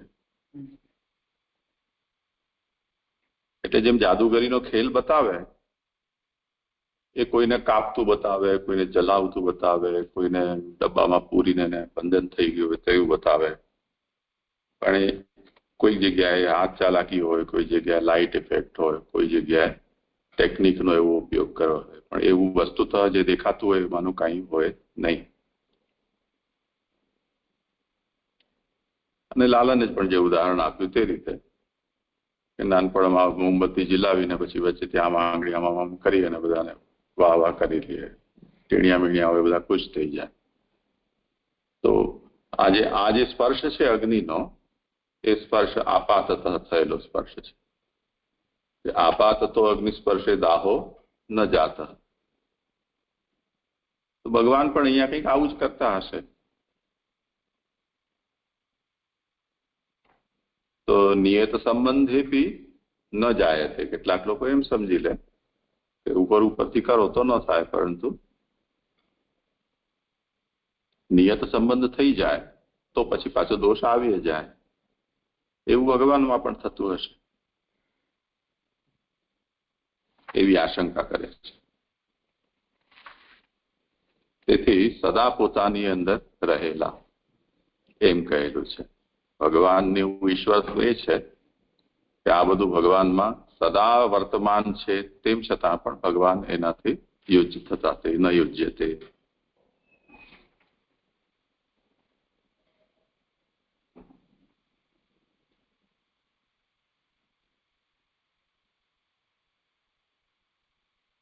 પછી વાત સમજાવશે સમવાય અને સંયોગ સંબંધ વાળું. કરો તો આગળ. તો ભગવાન સર્વના આધાર હોવાથી તે પ્રકૃતિના ગુણો સંયોગ વાળા સમવાય સંબંધથી સદા પોતાની ભગવાનની અંદર જ રહેલા હોય છે. હવે ભગવાનને દોષ નથી લાગતા તેની માટે કહે છે કે 5 નંબરની ફૂટનોટ એમ તો વાંચી લીધી હતું, પણ ફરી એક વખત કે બ્રહ્મવાદ પ્રમાણે સ્વરૂપથી અથવા તાદાત્મ્યથી ભગવાન સર્વના આધાર છે, બીજાઓના મત પ્રમાણે સંયોગ વગેરેથી તેમ છે. એટલે ઘણા બધા લોકો આ વાતને સમજાવે છે, તો બધાની કહેવાની પદ્ધતિને થોડીક અલગ અલગ હોતી હોય છે. તો કોઈક તાદાત્મ્યથી કહે છે, તો કોઈક સંયુક્ત સમવાય સંબંધથી કહે છે. સંયુક્ત તો એનું તાત્પર્ય એમ તો અહીંયા સંયોગ વાળા સમવાય સંબંધથી સદા પોતાની ભગવાનની અંદર જ રહેલા હોય છે. તો અહીંયા 6 નંબરની ફૂટનોટ છે. જીવાત્મા સાથે મનનો સંયોગ સંબંધ છે અને સંગ વગેરેનો મન સાથે સમવાય સંબંધ છે. તેથી તે સંયોગ વાળા સમવાય સંબંધથી તેઓ સદા ભગવાનમાં રહેલા છે. અહીંયા સંયોગ સમવાય સંબંધથી કેવી રીતે છે તો એને અહીંયા બતાવ્યું. એનું તાત્પર્ય એ છે કે જેમ લૌકિક અહીંયા જે ઉદાહરણ આપ્યું છે એને સમજાવવા માટે કે આપણે જેમ આંખેથી કોઈ પણ વસ્તુને જોતા હોય કે ઘટને જોતા હોય તો એની સાથે આપણો દ્રવ્ય સંયોગ સંબંધ હોય છે, અને ઘટ અને એના રૂપનો જે સંબંધ હોય છે તે સમવાય સંબંધ હોય છે, અને ઘટ અને એના રૂપનું અગર આપણે આપણા આંખોથી જોઈએ છે તો તેના આપણા આંખ સાથે તેને સંયુક્ત સમવાય સંબંધ હોય છે. તો એ રીતે એને જે ભગવાન માટે પણ અહીંયા સમજાવે છે કે તાદાત્મ્ય સંબંધ છે ભગવાનનું, અને એક રીતે સમજવું હોય તો સંયોગ વાળા સમવાય સંબંધથી પણ સદા પોતાની ભગવાનની અંદર જ રહેલા હોય છે, જે તેઓ પોતાના આધાર ભગવાનમાં પોતાનું કાર્ય કરતા હોય તો ભગવાનના આધારે રહેલા ન હોય. અહીંયા આધારે રહેલા ન હોય ઉપર 7 નંબરની ફૂટનોટ છે કે તેઓનું કાર્ય ભગવાન વિશે કરતા હોય તો ભગવાન પણ ન રહે. એટલે જીવના આધારે રહેલા હોય અને સર્વ ભગવાનના આશ્રય રહેલ હોવાથી પોતાનું કાર્ય ન કરે તેવા જ વિષયો ભગવાનમાં રહેલા હોય. એટલે અહીંયા કહેવાનું તાત્પર્ય એ છે કે જેઓ પોતાના આધાર ભગવાનમાં પોતાનું કાર્ય કરતા હોય તો ભગવાનના આધારે રહેલા ન હોય એમ.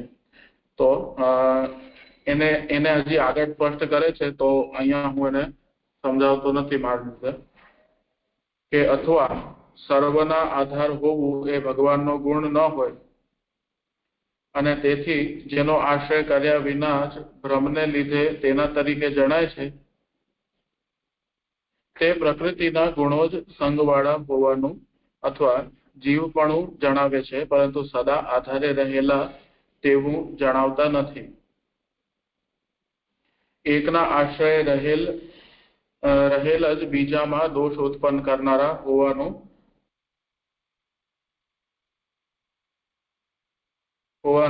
ચોરોમાં અને રોગોમાં લોકોમાં પ્રસિદ્ધ છે. એટલે જેમ જેના આશ્રિત રહેલું હોય તે વસ્તુ તેને હાનિ નથી પહોંચાડતું, એ રીતે એને અહીંયા સમજાવે છે. તો એને અહીંયા ઉદાહરણ આપે છે, એનાથી આ વાત આખી સ્પષ્ટ એ રીતે થાય છે કે એકના આશ્રય રહેલ જ બીજામાં દોષ ઉત્પન્ન કરનારા હોવાનું ચોરોમાં અને રોગોમાં લોકમાં પ્રસિદ્ધ છે. એમાં લોકમાં ની 8મી નંબરની ફૂટનોટ છે કે જેમ એકના આશ્રય વાળું ધન સ્ત્રી વગેરે રહેવા દો, ચાલો થોડી વાર.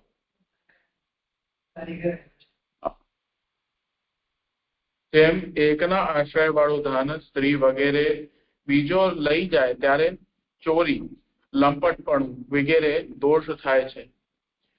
જેમ એક કોઢ થયેલ હોય તે કોઢ વાળો જ્યાં સુધી જુએ છે એ વાક્ય પ્રમાણે બીજામાં કોઢ ઉત્પન્ન કરે છે, તેમ એકના આશ્રય રહેલ બીજામાં દોષ ઉત્પન્ન કરનાર થાય છે. એટલે અહીંયા જેના આશ્રિત હોય તેને હાનિ ન પહોંચાડે પણ બીજાને હાનિ પહોંચાડે એવું કહેવાનું અહીંયા તાત્પર્ય છે. તો અહીંયા પ્રકૃતિના જેટલા પણ જે ગુણો અને જે પણ છે એ બધું પ્રભુના આશ્રિત રહેલું છે, એટલે એ પ્રભુને હાનિ ન કરે પણ બીજાને હાનિ કરે. એને હજી પણ આગળ એક ઉદાહરણથી સ્પષ્ટ કરે છે, તો એને આગળ જ લઉં છું. તેમના આશ્રય રહેલી અબુદ્ધિની પેઠે શબ્દોથી આ વિષયનું દૃષ્ટાંત કહેલું છે. મહારાજાની પાસે રહેલા શસ્ત્રો, બંધનો વગેરે પોતાના આશ્રય મહારાજાને કાંઈ કાર્ય કરતા નથી, કારણ કે બીજાઓના પ્રયોજનથી જ તેમનો સંગ્રહ થયેલો હોય છે.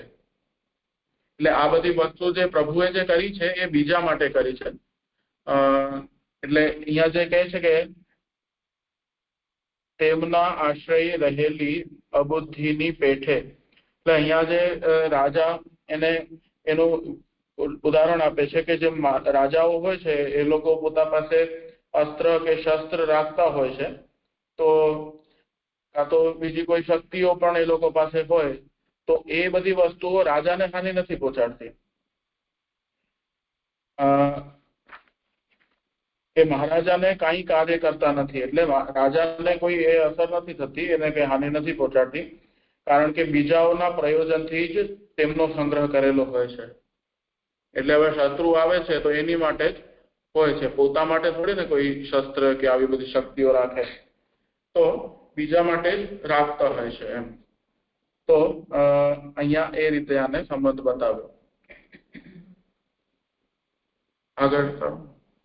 આગળ વચન આવે છે કે શ્રી પુષ્ટિ વાણી કાંતિ કીર્તિ તુષ્ટિ ઇલા ઊર્જા વિદ્યા અવિદ્યા શક્તિ અને માયાથી સેવાતા.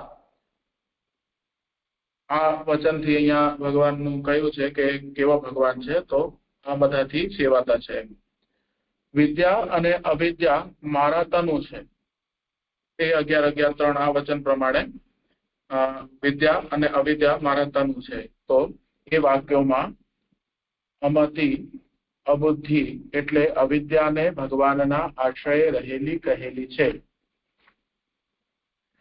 તો આનું વિવરણ હજી આગળ આવશે તો સ્પષ્ટ થઈ જશે કે અહીંયા અવિદ્યા અને આ બધી જે છે અબુદ્ધિ અમતિ, તો એને અવિદ્યાને જે છે એ પ્રભુના આશ્રય રહેલી છે, તેની માટે આ પૂરક વચન આપ્યા છે. હવે આગળ એનું વિવેચન આવે છે, જેનાથી વિષય સ્પષ્ટ થશે કે મતિ એટલે વિદ્યા, તેની હરીફાઈ કરનારી શોક અમતિ એટલે અવિદ્યા. જેમ અવિદ્યા ભગવાનમાં પોતાનું કાર્ય કરતી નથી, તેવી જ રીતે આ વિષયો પણ ભગવાનમાં પોતાનું કાર્ય કરતા નથી, એવો અર્થ છે. એટલે હમણાં આ વચનો બતાવ્યા કે એમના આશ્રિત છે આ બધી, એટલે એમને કઈ અસર નથી કરતી. તો એ રીતે અહીંયા એ વિષય સ્પષ્ટ થાય છે. હે મહાબુદ્ધિ વાળા, એક જ મારા અંશ આ જીવનો જ અવિદ્યાથી અનાદિ બંધ થાય છે અને વિદ્યાથી બીજો મોક્ષ થાય છે. 11:11:4 એ વાક્ય પ્રમાણે વિષયો પોતાના આધારને દુષ્ટતા પ્રાપ્ત કરાવનારા નથી, ભગવાનને, પોતાને એટલે ભગવાનને. તો અહીંયા એ રીતે વચનથી અહીંયા સ્પષ્ટ થયું. હાલમાં થતું રમણ તો ઈશ્વરપણું જણાવનારું છે, કારણ કે અવિદ્યાની પેઠે અજ્ઞાન વગેરે પણ દૈત્યોને મોહ કરાવનારા છે. તો આ અવિદ્યા અને એ બધી જે છે, એટલે આસુર વ્યામોહ લીલા જે પદ આપણે જેની માટે વાપરતા હોઈએ છીએ, તો એ અસુરોને વ્યામોહન કરે છે, બીજાને નથી કરતી એમ. એટલે જે પ્રભુનું સ્વરૂપ વાસ્તવમાં જાણે છે તેને નથી કરતી. એટલે આ વિષય સાથે આ પદનો સંબંધ નથી, પણ તાત્પર્યથી અહીંયા એવી રીતે સમજવી શકાય. તો દોષનો નાશ કરવો એ તો ઉત્તમ ગુણ છે, તેથી દુષ્ટોને છેતરવા તે ઉત્તમ ગુણ જ છે. તેથી હરિ દોષ રહિત અને પૂર્ણ ગુણવાળા છે. અહીંયા દોષોનો નાશ ઉપર 9મી નંબરની છે ફૂટનોટ, કે અજ્ઞાનીઓ ભગવાનનો તિરસ્કાર કરે છે, એ વાક્ય પ્રમાણે ભગવાનનું સ્મરણ કરવા રૂપ દોષ. હા, મને પૂછવાનું સ્પષ્ટ થયું. હા, તો દોષોનો નાશ કરવો એ તો ઉત્તમ જ ગુણ છે, તેથી દુષ્ટોને છેતરવા તે ઉત્તમ ગુણ છે. તેથી હરિ દોષ રહિત અને પૂર્ણ ગુણોવાળા છે. એટલે આ અસુર વ્યામોહન જે રીતે પદ આપણે સમજીએ છીએ તેવા જ આશયથી આ વાત પણ અહીંયા કહેલી છે. અહીંયા આ શ્લોક સંપન્ન થયો. કઈ હોય વિચારણી કોઈ? મને જ એક પ્રશ્ન છે, પ્રશ્ન તો નથી પણ સમજવું છે. અહીંયા જે સંયુક્ત સમવાય સંબંધથી છે અહીંયા બતાવ્યું, એ લૌકિક ઉદાહરણથી તો મને સ્પષ્ટ થઈ ગયું, પણ અહીંયા એનું સ્થળ કઈ રીતે બનાવવું એ મને ન આવડ્યું.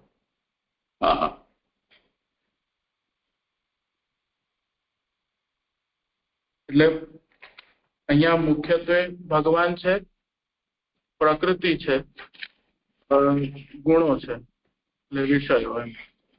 તો એને કઈ રીતે અહીંયા આપણે એને સંયુક્ત સમવાય સંબંધથી સમજી શકીએ ને?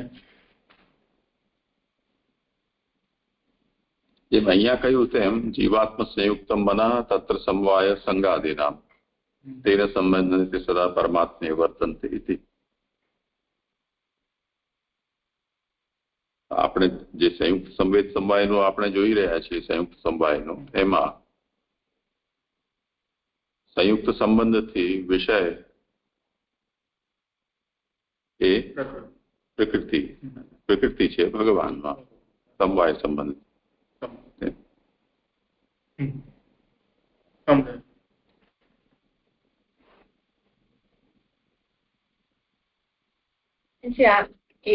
પરંતુ સદા પ્રકૃતિના ગુણો જ સંગવાળા હોવાનું અથવા જીવપણું જણાવે છે, પરંતુ સદા આધારે રહેલા તેવું જણાવતા નથી. પછી એકના આશ્રય રહેલા જ બીજામાં દોષ ઉત્પન્ન કરનારા હોવાનું ચોરોમાં અને રોગોમાં લોકમાં પ્રસિદ્ધ છે. એ નથી સમજાતું. એની 8 નંબરની ફૂટનોટ છે ને, એ પણ નથી સમજાતી. જેમ એકના આશ્રય વાળું ધન સ્ત્રી વગેરે બીજો લઈ જાય ત્યારે ચોરી, લંપટ વગેરે દોષ થાય છે, એટલું સમજ. જેમ એક કોડ થયેલ હોય તે કોડ વાળો જ્યાં સુધી જુએ છે, આ વચન છે શ્રુતિ વચન. સમજાતું કેવી રીતે એને જોઈ રહ્યા છે. અમુક રોગ જે સંસર્ગજન્ય દોષ છે, તો એને એ રીતે જ કહી રહ્યા છે અહીંયા.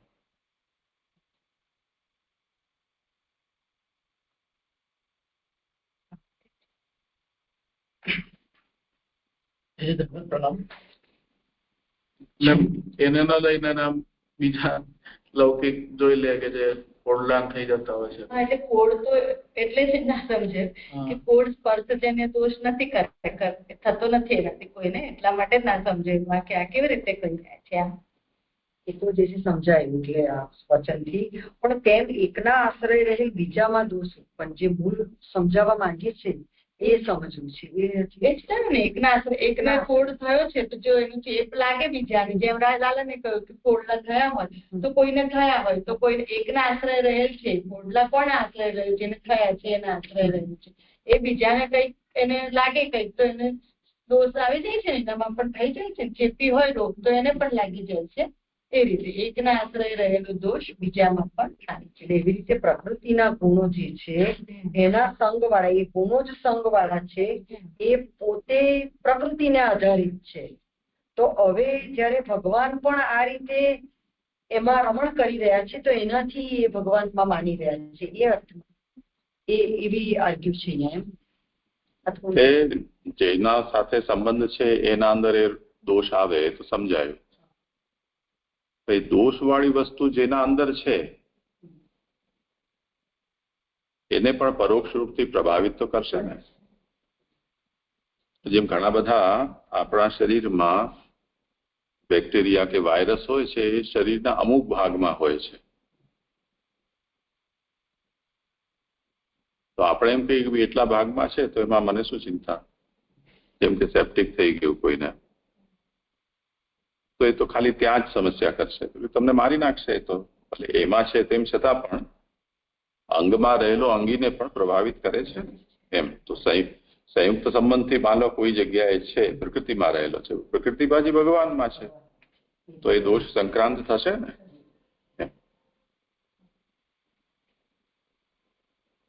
જે પ્રણામ.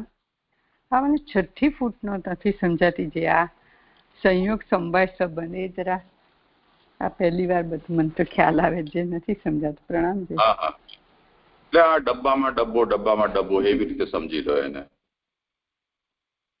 એટલે જેમાં આપણે ટિફિન ભરીએ તો ટિફિનની અંદર જે પણ ખાદ્ય પદાર્થ છે એ મૂકીએ, પછી ટિફિનને ફરી પાછું આપણે કોઈ બીજી થેલીમાં, જબલામાં કે ગમે તેમાં મૂકીએ. તો કોઈ એમ પૂછે કે મારું ખાવાનું ક્યાં છે, તો કે ટિફિનમાં. ટિફિન શેમાં છે? તો જબલામાં. તો ખાવાનો પદાર્થનો સીધો સંબંધ ટિફિન સાથે છે, એ ટિફિન જબલામાં છે. એવી રીતે જે પ્રકૃતિમાં છે એ પ્રકૃતિ પાછી ભગવાનમાં છે. એવી રીતે આને સમજી લો. બીજી લેવા નહીં છે હા તે સમજાય. પ્રણામ. દોષનો નાશ કરવો એ તો ઉત્તમ ગુણ છે, તેથી દુષ્ટોને છેતરવા તે ઉત્તમ ગુણ જ છે, તેથી હરિદોષ રહિત અને પૂર્ણ ગુણવાળા છે.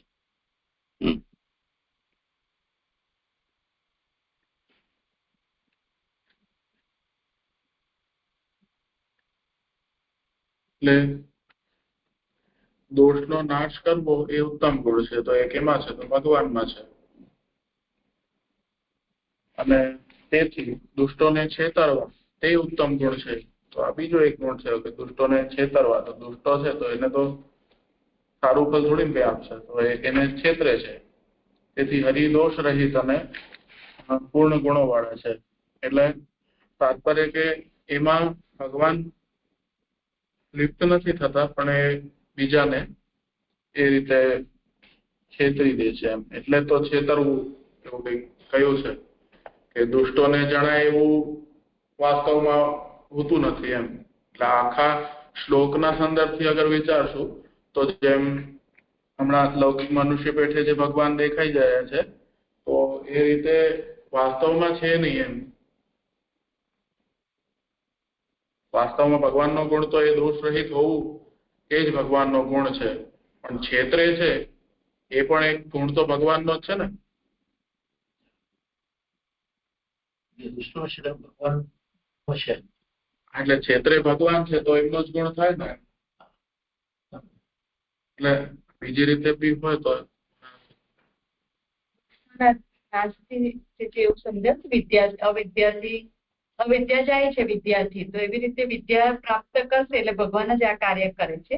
એ દોષોનો નાશ પણ ભગવાન કરે છે. એ રીતે દોષનો નાશ કરવો એ તો ઉત્તમ ગુણ છે. જેમાં 9 નંબરની ફૂટનોટમાં આપણને કહ્યું કે અજ્ઞાનીઓ ભગવાનનો તિરસ્કાર કરે છે. એ વાક્ય પ્રમાણે અજ્ઞાનીઓ પણ છે, અસુરોને અહીંયા કહી રહ્યા છે એવી રીતે. અથવા જે જીવો હમણાં આપણે આખા શ્લોકમાં જોઈ ગયા કેવા જીવો કે જે ભગવાનને પણ મનુષ્યવત માને છે, એ ભગવાનનો તિરસ્કાર કરે છે. એ વાક્ય પ્રમાણે ભગવાનનું સ્મરણ ન કરવાનું દોષ, એ દોષનો નાશ કરવો એ તો ઉત્તમ ગુણ છે. એટલે જ્ઞાનની પ્રકારની વિદ્યાની પ્રાપ્તિ કરાવવી એ જ પ્રભુનું ઉત્તમ ગુણ છે.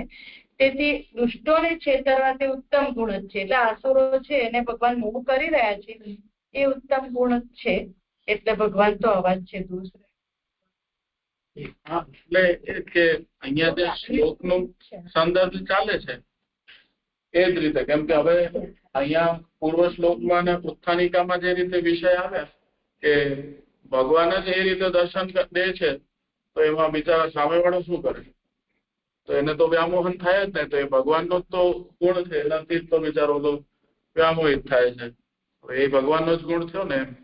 અને એને દૂર કરવાનું એ પણ ભગવાનનો જ ગુણ છે.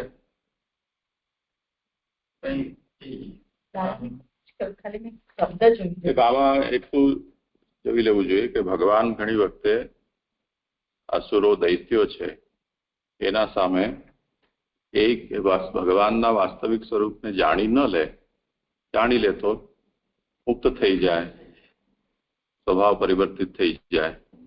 તો એવું ન થાય એટલા માટે એમને મુગ્ધ કરવા માટે ભગવાન અજ્ઞાનનો સહારો લે છે. તો એવું જે કરવું છે એ સદ્ધર્મ છે. એટલે આજ્ઞા કરી રહ્યા છે કે તો દુષ્ટાનામ પ્રતારણમ સદ્ધર્મ એવ. દુષ્ટોને છેતરવા એ તો સદ્ધર્મ છે. તસ્માત નિર્દોષ પૂર્ણ ગુણો હરિ.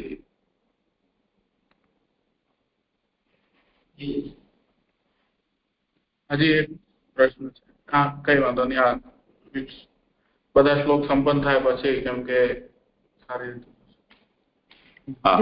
પ્રણામ. હા, મને એક પ્રશ્ન. આપણો 5મી ફૂટનોટ છે ને, તે બ્રહ્મવાદ પ્રમાણે સ્વરૂપથી તાદાત્મ્યથી ભગવાન સર્વદા ભગવાન સર્વના આધાર છે એ સમજાય. પણ બીજાઓના મત પ્રમાણે સંયોગ વગેરેથી તેમ થાય છે. આ સંયોગથી નથી ખ્યાલ આવતો. જે પ્રણામ.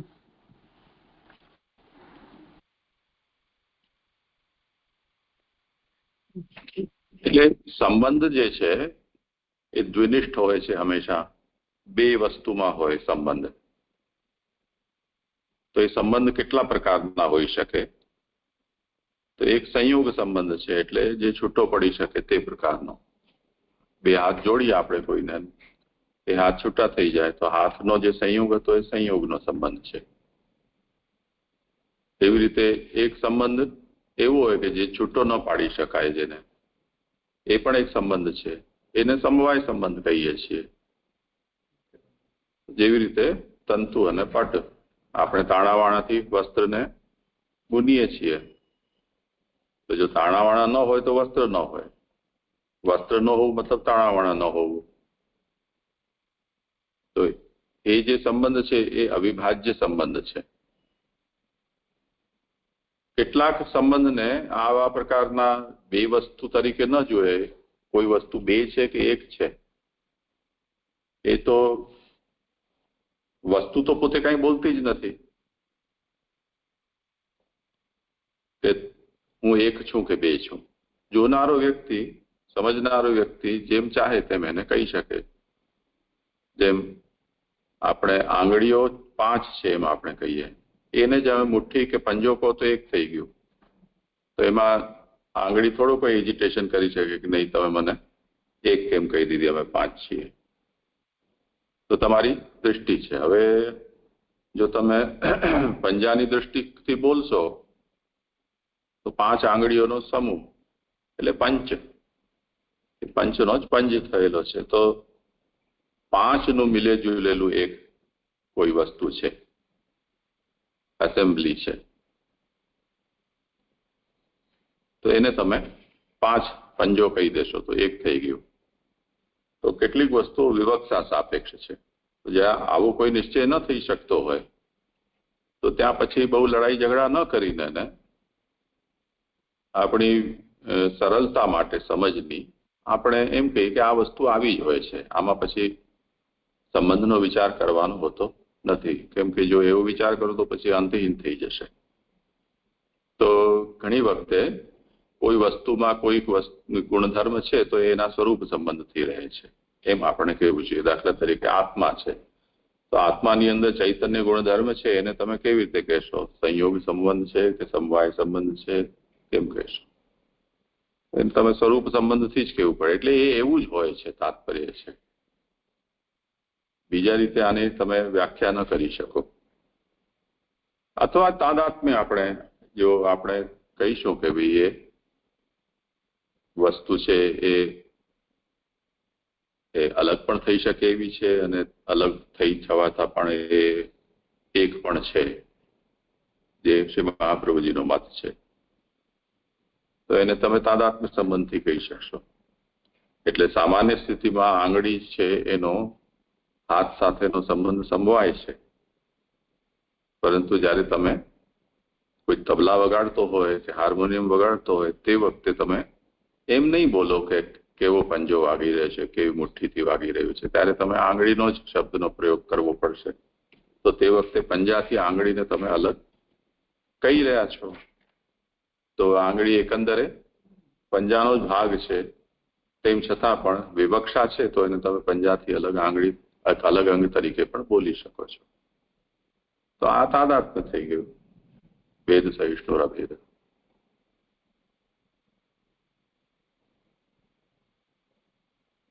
જી છે, સુંદર સમજાય. હા, પ્રણામ. ને જે આ બધી જ ફૂટનોટો પુરુષોત્તમજીની છે કે અહીંયા તો કશું આપેલું જ નથી? હા હા હા, પુરુષોત્તમજીની છે. હા હા, પ્રણામ. આગળના શ્લોકની ઉત્થાનિકા. વળી લોકો ભ્રાંત થાય છે જ, સદા ભગવાનના સંબંધવાળી પત્નીઓ પણ ભ્રાંત થયેલી, એમ નીચેના શ્લોકથી કહે છે. તમ વેનિરે બલાહ મૂઢાઃ સ્ત્રૈણમ ચાનુવ્રતમ અપ્રમાણ વિદો ભર્તુઃ ઈશ્વરમ મતયો યથા. શ્લોકાર. જેમ મતીઓ ઈશ્વરનું સત્ય સ્વરૂપ જાણતી નથી, તે મૂઢ પતિનું સત્ય સ્વરૂપ નહીં જાણનારી અબલાઓ એમની સ્ત્રી લંપટ અને એકાંતમાં અનુસરનારા માનતી. અહીંયા મૂઢ પછી એક અલ્પવિરામ આવી જાય ને તો સારું રહે, એવું મને જણાય છે. અબલાઓ એટલે જ્ઞાન ઉત્પન્ન કરનારી, ક્રિયા કરવાની શક્તિ વિનાની, અબલા માટે કહ્યું છે કે જે બલ રહિત છે, એટલે અહીંયા બલ એટલે જ્ઞાન જે છે તો એ ઉત્પન્ન કરી નથી શકતી, એટલે એને અબલા કહી છે. અને તેથી જ મૂઢા જ્ઞાન વિનાનીઓ બીજા માટે ભગવાને કરેલું હોય તે ભગવાન માટે કરેલું માનતી. હવે ભગવાને વાસ્તવમાં બીજાઓ માટે કર્યું છે, પણ આ લોકો માને છે કે આ બધું ભગવાન પોતા માટે કરે છે, એટલે ભગવાનને વિષય તરીકે જુએ છે એમ. તો એટલે એને અહીંયા મૂઢ કહ્યા છે. તે કહે છે સ્ત્રૈણમ, સ્ત્રીઓમાં લંપટ અને ચ અને શબ્દ હોવાથી તેમને સ્ત્રીઓને વશ માનતી. એટલે અહીંયા સ્ત્રૈણમ પદનો અર્થ એ રીતે છે કે સ્ત્રીઓમાં લંપટ. તો એટલે આ લોકો એવી રીતે માનતા કે ભગવાન આ પ્રકારના છે. તેનું કારણ એકાંતમાં અનુસરનારા વિશેષણથી કહેલું છે. એકાંતમાં અનુ પાછળ કરવાનું વ્રત હતું જેમનું તેવા માનતી. એટલે ભગવાનને આ પ્રકારના માનતી કે પ્રભુ એમની પાછળ વધારે છે. એ રીતે જ્યાં જ્યાં એકાંતનું સ્થાન હોય ત્યાં જ ભગવાન પાસે જ હોય. તેથી સદા એકાંતમાં અનુસરવાના સ્વભાવવાળા હોવાથી તેમને સ્ત્રી લંપટ માનતી. એટલે આ કારણથી આ બધા જે રાણીઓ છે એ પ્રભુને આ રીતે માનતા હતા. એમ જ હોવું જોઈએ એવી શંકા થાય, તેથી પતિનું સત્ય સ્વરૂપ નહીં જાણનારી વિશેષણ કહેલું છે. એટલે એમ જ કહેવું જોઈએ, એટલે એવી શંકા થાય કે ભગવાન આવા જ છે કે પૂર્વમાં જે કહ્યું કે વિષય તરીકે જેટલા પણ જે વિશેષણથી એવું જણાય છે કે ભગવાન વિષય છે, તો આવું જ જાણવું જોઈએ કે ભગવાન આવા જ છે. એવી શંકા થાય તો એને કહે છે કે પતિનું સત્ય સ્વરૂપ તે જાણતા ન હોવાથી આવું એમને છે, એમ જ્ઞાન જેવું છે. એ કહે છે કે હાથી તો આંખોથી જ જોઈ શકાય, છતાં તેમ આંધળાઓ હાથીને સ્પર્શથી વિચારે છે. તેમ ભગવાનના શાસ્ત્રોથી જ ભગવાનને જાણવા જોઈએ, તેમની માત્ર અમુક સ્થિતિવાળી ક્રિયાથી જાણવા ન જોઈએ. એટલે અહીંયા એક ઉદાહરણ આપે છે કે એને કહેવાનું તાત્પર્ય એ છે કે ભગવાનની અમુક ક્રિયાથી જ આપણે એવું ન સમજી શકીએ કે ભગવાન વિષય છે, પણ આપણે પૂર્ણ સ્વરૂપ જે શાસ્ત્રમાં વર્ણિત છે તે પ્રકારનું આપણે જાણીએ તો આપણે પૂર્ણ સ્વરૂપ આપણે જાણવા મળે એમ. તો એને અહીંયા એક ઉદાહરણ આપે છે કે હાથી તો આંખોથી જ જોઈ શકાય છે. હવે હાથીનું સ્વરૂપનું જ્ઞાન આપણે કરવું હોય કે કેવો છે, કેવો દેખાય છે, કેટલો છે, તો આપણે આંખોથી એને જોવો પડે. તો જેમ આંધળાઓ હાથીને સ્પર્શથી વિચારે છે, તો એવી જ રીતે આંધળા હોય તો એ પોતાને એ હાથીને હાથેથી સ્પર્શ કરીને જાણે છે. એટલે ટૂંકમાં હાથી અને અહીંયા ઉદાહરણને સાથે જોઈએ તો ભગવાન અને હાથી અને જ્ઞાનીઓ છે તે એની જિજ્ઞાસાવાળા છે. એટલે રૂપની જેને પ્રત્યક્ષ કરવાની ઈચ્છા છે કે હાથીનું સ્વરૂપ કેવું છે, તો એને કંઈક તો યત્ન કરવું પડે ને સ્વરૂપ જ્ઞાન માટે. તો ભગવાનનું સ્વરૂપ જ્ઞાન કરવું છે તો શાસ્ત્રોથી થશે. તો એ રીતે અહીંયા સમજાય છે. આ દેહનું સાવધાન રહી રક્ષણ કરો એ શ્રુતિ પ્રમાણે ભગવાન તેવું સ્ત્રીઓ પાછળ એકાંતમાં જવાનું કરતા પણ પતિ હોવાથી. હવે અહીંયા પાછળ ફરી એ વિષય જોડાય છે કે ભગવાન સ્ત્રીઓની પાછળ પધારતા હતા. એનું કારણ શું? તો એમ કહે છે કે આ દેહનું સાવધાન રહી રક્ષણ કરો, એટલે સ્ત્રીઓની રક્ષાર્થ પ્રભુ એમની પાછળ જતા હતા. હવે રક્ષાર્થ તો રક્ષા પણ બે રીતે થઈ શકે છે કે એક તો ભક્ત હોય કે ભગવાન ભક્તની રક્ષા કરતા હોય એ રીતે હોઈ શકે, પણ અહીંયા એ વિષય યુક્ત નથી. એટલે પતિ હોવાથી, એટલે પતિ છે તો તે હિસાબે પાતી રક્ષા કરે છે. તો ભગવાન જ આગળ ભગવાન જ શ્રુતિના અર્થને સિદ્ધ કરનારા છે. તેથી પતિ હોવાથી એકાંતમાં અનુસરવાના સ્વભાવ વાળા છે. સ્ત્રીઓનું રક્ષણ કરવા ભગવાન તો તેમ કરતા, પરંતુ સ્ત્રીઓ તે જાણતી ન હતી. તે વિષયનું દૃષ્ટાંત જેમ મતીઓ ઈશ્વરને જાણતી નથી શબ્દોથી કહેલું છે. તો આ રીતે વિષય તો સ્પષ્ટ જ છે. તો જેમ મતીઓ એટલે ભગવાને જ પ્રવૃત્ત કરેલા તત્વવિદ્યાના જ્ઞાનીઓ પોતાના તર્કથી ભગવાનને જ ખોટી રીતે જાણે છે. હવે જ્ઞાન કોણે ઉત્પન્ન કરેલું છે? તો ભગવાને જ એ જ્ઞાનને ઉત્પન્ન કર્યું છે. એટલે હવે એનું કારણ એક રીતે જોઈએ કે જેમ ભાગવતજી નું આરંભ હતું ત્યાં જે રીતે વર્ણન આવ્યું કે ભાગવત સ્વરૂપ એટલે ભગવાનનું સ્વરૂપ કોણ પ્રકટ કરી શકે? તો એ ભગવાન સિવાય બીજું કોઈ પ્રકટ કરી શકે તેમ નથી. તો ભગવાન વિશે જ્ઞાન છે તો એ પણ ભગવાન સિવાય બીજું કોઈ પ્રકટ ન કરી શકે. તો એ રીતે ભગવાને જ એ પ્રવૃત્ત કરેલા તત્વવિદ્યાના જ્ઞાનો જે પ્રકટ કરેલા છે એ ભગવાન દ્વારા જ કરેલા છે. હવે એ વાત અલગ છે કે જ્ઞાનીઓ પોતપોતાના મતિ અનુસાર એનો અર્થ કાઢે છે. તો હવે એને આગળ કહે છે કે કેટલાક કહે છે કે ઈશ્વર જ નથી. હવે નિરીશ્વર સાંખ્ય વાળા એવું કહે છે, 1 નંબરની ફૂટનોટ છે કે નિરીશ્વર સાંખ્ય શું કહે છે કે ઈશ્વર જ નથી. પછી બીજાઓ પણ તેમ જ કહે છે, તેમ કહે છે. હવે બીજા એટલે કોણ? એ ફૂટનોટમાં આવે છે કે બીજા નંબરની વેદને નહીં માનનારાઓ. તો એ વેદમાં જે નથી માનતા એ લોકો એવું કહે છે કે એ લોકો પણ એવું જ માને છે. પછી ત્રીજા યજ્ઞ વગેરે જ ઈશ્વર હોવાનું કહે છે. તેના ત્રીજી ફૂટનોટ છે કે અહીંયા જૈમિની હોવું જોઈએ, જૈમિની મતવાળા, એમ જૈમિનીના મતવાળા એ પૂર્વ મીમાંસા વાળા પ્રાર્થની. તો એ લોકોનો એ જાતનો મત છે. ચોથા ઈશ્વર માત્ર કરતા છે એમ કહે છે.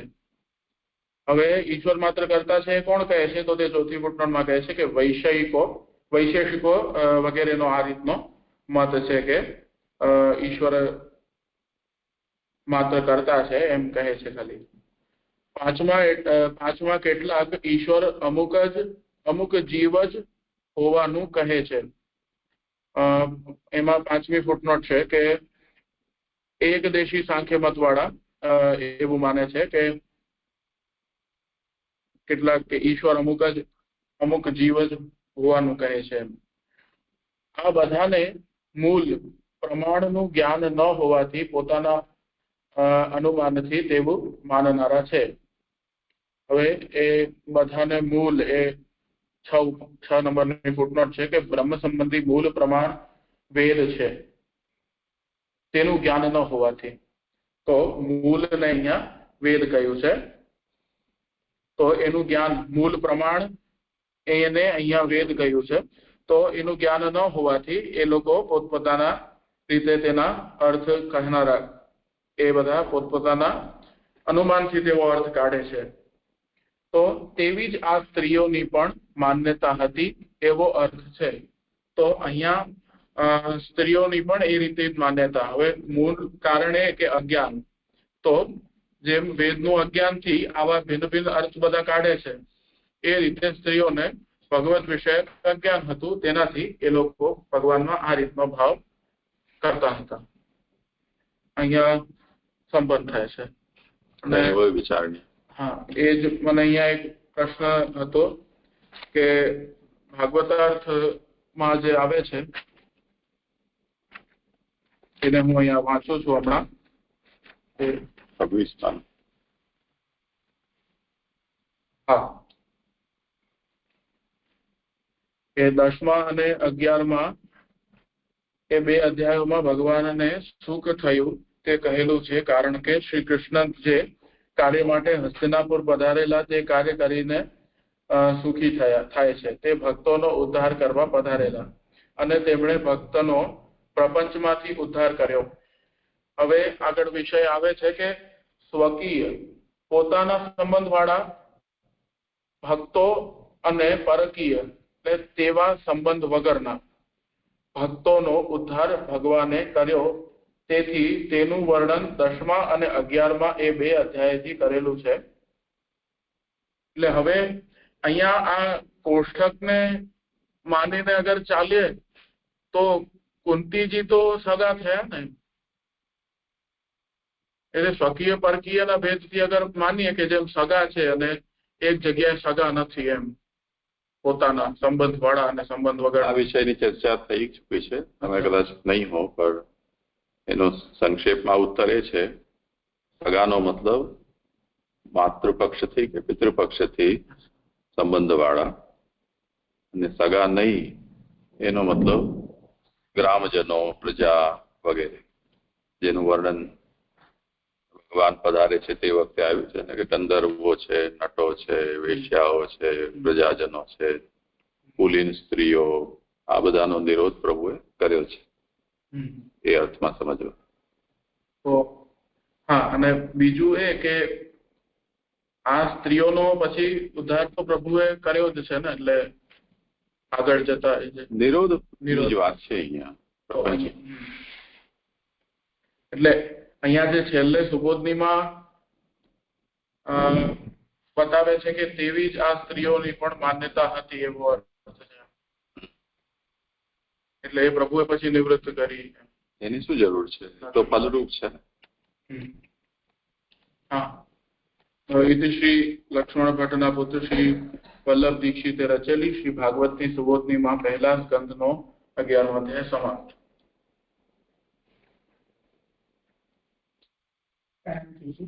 અહીંયા જે કહ્યું ને, જેમ સત્ય સ્વરૂપ જાણતી નથી તેમ મૂળ, એટલે મૂળથી તો આ પત્નીઓ કહી છે, પણ મતીઓથી આ જે બધા વાદો કયા એ જ સમજવાના. એટલે આપણે મતીથી બુદ્ધિ કહીએ તો આ રીતે લોકો બુદ્ધિથી તર્ક કરી અર્થવાન. અને જે આ સંબંધમાં અહીંયા જે 6 કયા ને, નિરીશ્વર, સાંખ્ય, પછી વેદની માનનારા, આ જે 6 ગણાવ્યા ને, તો એ આ જે સ્ત્રીઓ જે વાદ કહી રહ્યા છે, ઉત્તમ વાદ ને, એ એમના એક એક મત પ્રમાણે અહીંયા આગળ એનું નિરૂપણ કરેલું હશે, એવું હોઈ શકે કે ક્યાંક પણ રેન્ડમ આ પ્રકાર સ્ત્રીઓ કયા વાત કહી રહી છે? કેટલાક કહે છે ઈશ્વર નથી, કે બીજાઓ પણ તેમ કહે છે. એટલે મેં આ શ્લોકનો આ જે પેરેગ્રાફ છે ને, એને આગળના વાત સાથે જોડીને આવ્યા કે જે અહીંયા કહેવામાં આવ્યું ને, તેવી જ આ સ્ત્રીઓની પણ માન્યતા હતી, એવો અર્થ છે. તો અહીંયા જે એક એક મત જે કહેવામાં આવ્યા એ પ્રકારની એમની માન્યતાઓ હતી, એવી રીતે આને એક એક નીકળે છે ત્યાં એમના, તો પછી નથી. એ સ્ત્રીઓને આ તો અલગ છે, આ તો પત્નીઓની વાત છે. वो तो નગરની બહાર જે ચર્ચા કરી રહી છે એની વાતો છે, એને આને કોઈ સંબંધ જ નથી. પ્રણામ છે. અહીંયા જે બીજી લાઈનમાં કહ્યું ને કે જ્ઞાન વિનાનીઓ બીજા માટે ભગવાને કરેલું હોય તે ભગવાન માટે કરેલું માનતી, આ ભગવાન માટે કરેલું માનતી ને, એ મને થોડું ના સમજાવ્યું.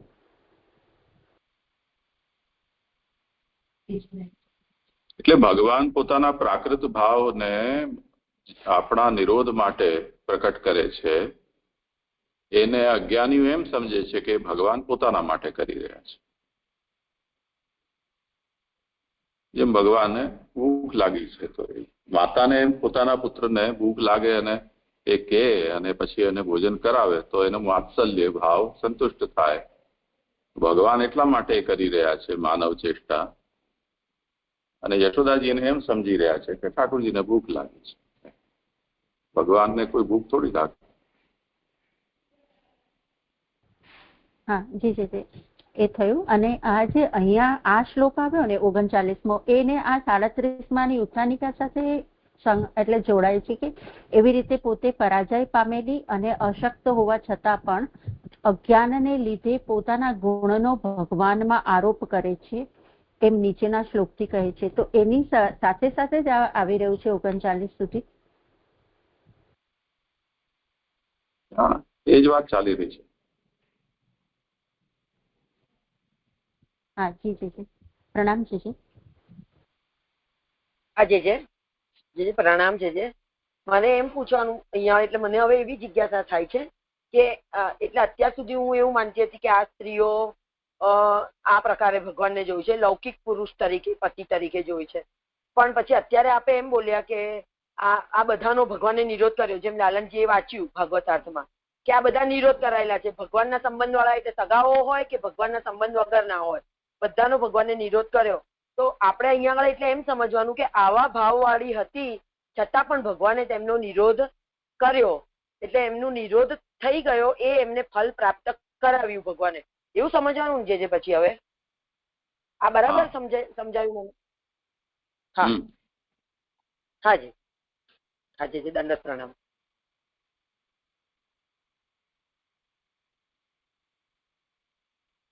સારું, અહીંયા અધ્યાય સંપન્ન થયો છે. કાલથી પાછો બીજો વિષય રહેશે 3 દિવસ, એટલે 9 પછી કરીએ.